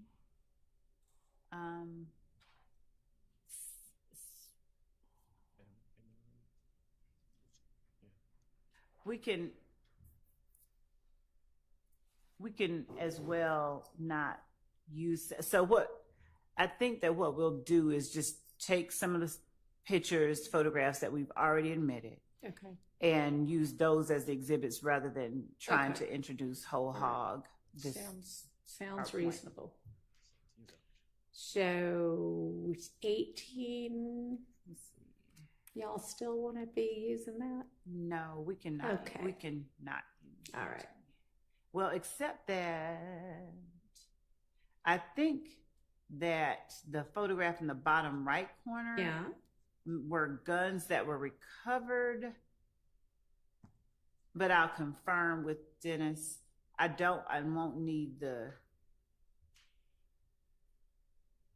so that might be something that we could use as an exhibit and not a slide. So if there's anything in this picture, certainly not the top three. Okay. But if that bottom right picture, if we do anything, we would tender it as an exhibit versus trying to put it in on a demonstrative slide. Okay. And these are all. It was the stuff that was collected from one of the vehicles. From an alleged rival gang? Yes. After the shooting at 1006 Hill Street. Actually, not the rival gang. This was the one that was collected from the people who were shooting back at the people who were shooting at okay. them. All right. Well, I mean, but I could anticipate some potential objections from the defense at the point in time if you seek to tender that, but we'll just deal with that at trial. But don't be surprised, because I certainly think if I were the defense attorney, I might have an objection to it. I think they wanted this part in because this is from the we'll other see. side. This is We'll the see guns what the from strategy is. From the other side. We'll see. Okay. Okay. That's what makes trials interesting. So 18 is out. 18 is out. 19. 19, we have not yet introduced that photograph, but I think that we've. The one on the bottom? I have the wrong. Yes, the one on the bottom. Part of that photograph is part of what was talked about in the interview with Mr. Copeland that has been shown to the jury so far. So we could definitely take out the words. We'll do whatever the court instructs, but that photograph, we can introduce it as an exhibit if it has not already been admitted, and we cannot publish the PowerPoint slide. Okay. And in that vein, Judge, with respect to, since we're going through it like that, rather than introducing. We still live, Co. No, I think maybe we should. I was going to say, rather than introducing the whole thing as just, here's his demonstrator that he's using, since we're cutting it up and using parts of it, rather than saying, okay, we're going to use this, we won't use the PowerPoint. Right. We'll use exhibits that either have been admitted or that we tender through him. All right. And so that'll be true for the rest of this. Yes. Okay. So the whole PowerPoint's out. Well, am I hearing that correctly? We won't use the PowerPoint. Yes. So they throwing the whole PowerPoint out? Easier not to, because I mean, dang. I would imagine he's probably kind of like press play, and he's like, "Here's what happens in slide 1 and slide 2," and if he's not doing that, then it might be easier to do it another way. Right. Okay. All right. So I have no idea. Then I guess as for the rest of it, we can keep going through with regard to the pictures themselves, or you can just, if there are some pictures depicted within the slides that the defense thinks are particularly egregious or objectionable that you want to go ahead and alert me to, that's fine.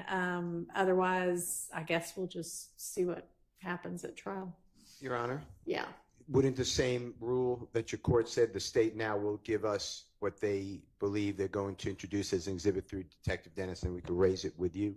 Yeah, that would be helpful. I mean, you're going to want to take a look at this and then decide what you actually want to use. So once you kind of narrow that down, if you'll just let the defense know which ones you actually want to use, then they can raise any kind of objections that we could get taken care of outside of the presence of the jury beforehand. That's fine. So Thank you. Can I just make an observation? Sure. Or an objection? So before this honorable court took over, there were lots of objections as to it was Detective Dennis allowing to say his investigation. So not a witness came in. You're right, Shay. Crime lab person didn't come in. Just he was allowed to say, I learned of, and these CAG reports, I objected to everything on confrontation clause and hearsay. And the former judge denied it. So it all came in. I think the state, is about to do the same thing with the same witness. I think he just likes saying the former judge. Again, and I also have this section. I'm looking for Georgia cases. Okay. It says, this is, I have a couple cases. This is United States versus Nguyen, Nguyen, That's wrong. 504 F 3rd 561, 5th Circuit, 2007. Thus, while summary witnesses, which is what I call Detective Dennis, may be appropriate in complex cases in certain circumstances, they are improper for introducing evidence that the jury has not previously heard. We repeat our admonition that the government may not use summary witnesses for inappropriate means. While such witnesses may be appropriate for summarizing voluminous records, as contemplated by Rule 1006, rebuttal testimony by an advocate summarizing and organizing the case for the jury constitutes a very different phenomenon, not justified by the federal rules of evidence or our precedent. So, to me, this is what I call a summation or a closing argument, and I know that the court struck it, so I don't have the same exact situation as my motion to exclude this, but this whole thing is a closing argument. This is PowerPoint was a closing argument. I understand it's no longer like that. It's dismantled, and now we're going exhibit by exhibit and rulings. But my point to the court is, if you can just, I'm not asking for an advisory opinion, but this is going to be, there's 2 Detective Belknap, 1 Detective Gaither, maybe 2, but 1 Detective Gaither I remember, 1 Detective Dennis. They've all been over objection, qualified as experts. They're on the exact same situation, and now we're going to replow. Detective Dennis already testified as to the alleged back and forth. He already said all this. Okay. So did Detective Gaither. It's all over objection, but I would object that it comes in now again. All right, and what would be what's he going to be talking about new? Why are y'all presenting him again? So because he's sitting through some of these, specifically some of the interviews that we were talking about, some of the actual shootings that we're showing the evidence of, like on April the 28th, the Hill Street shooting.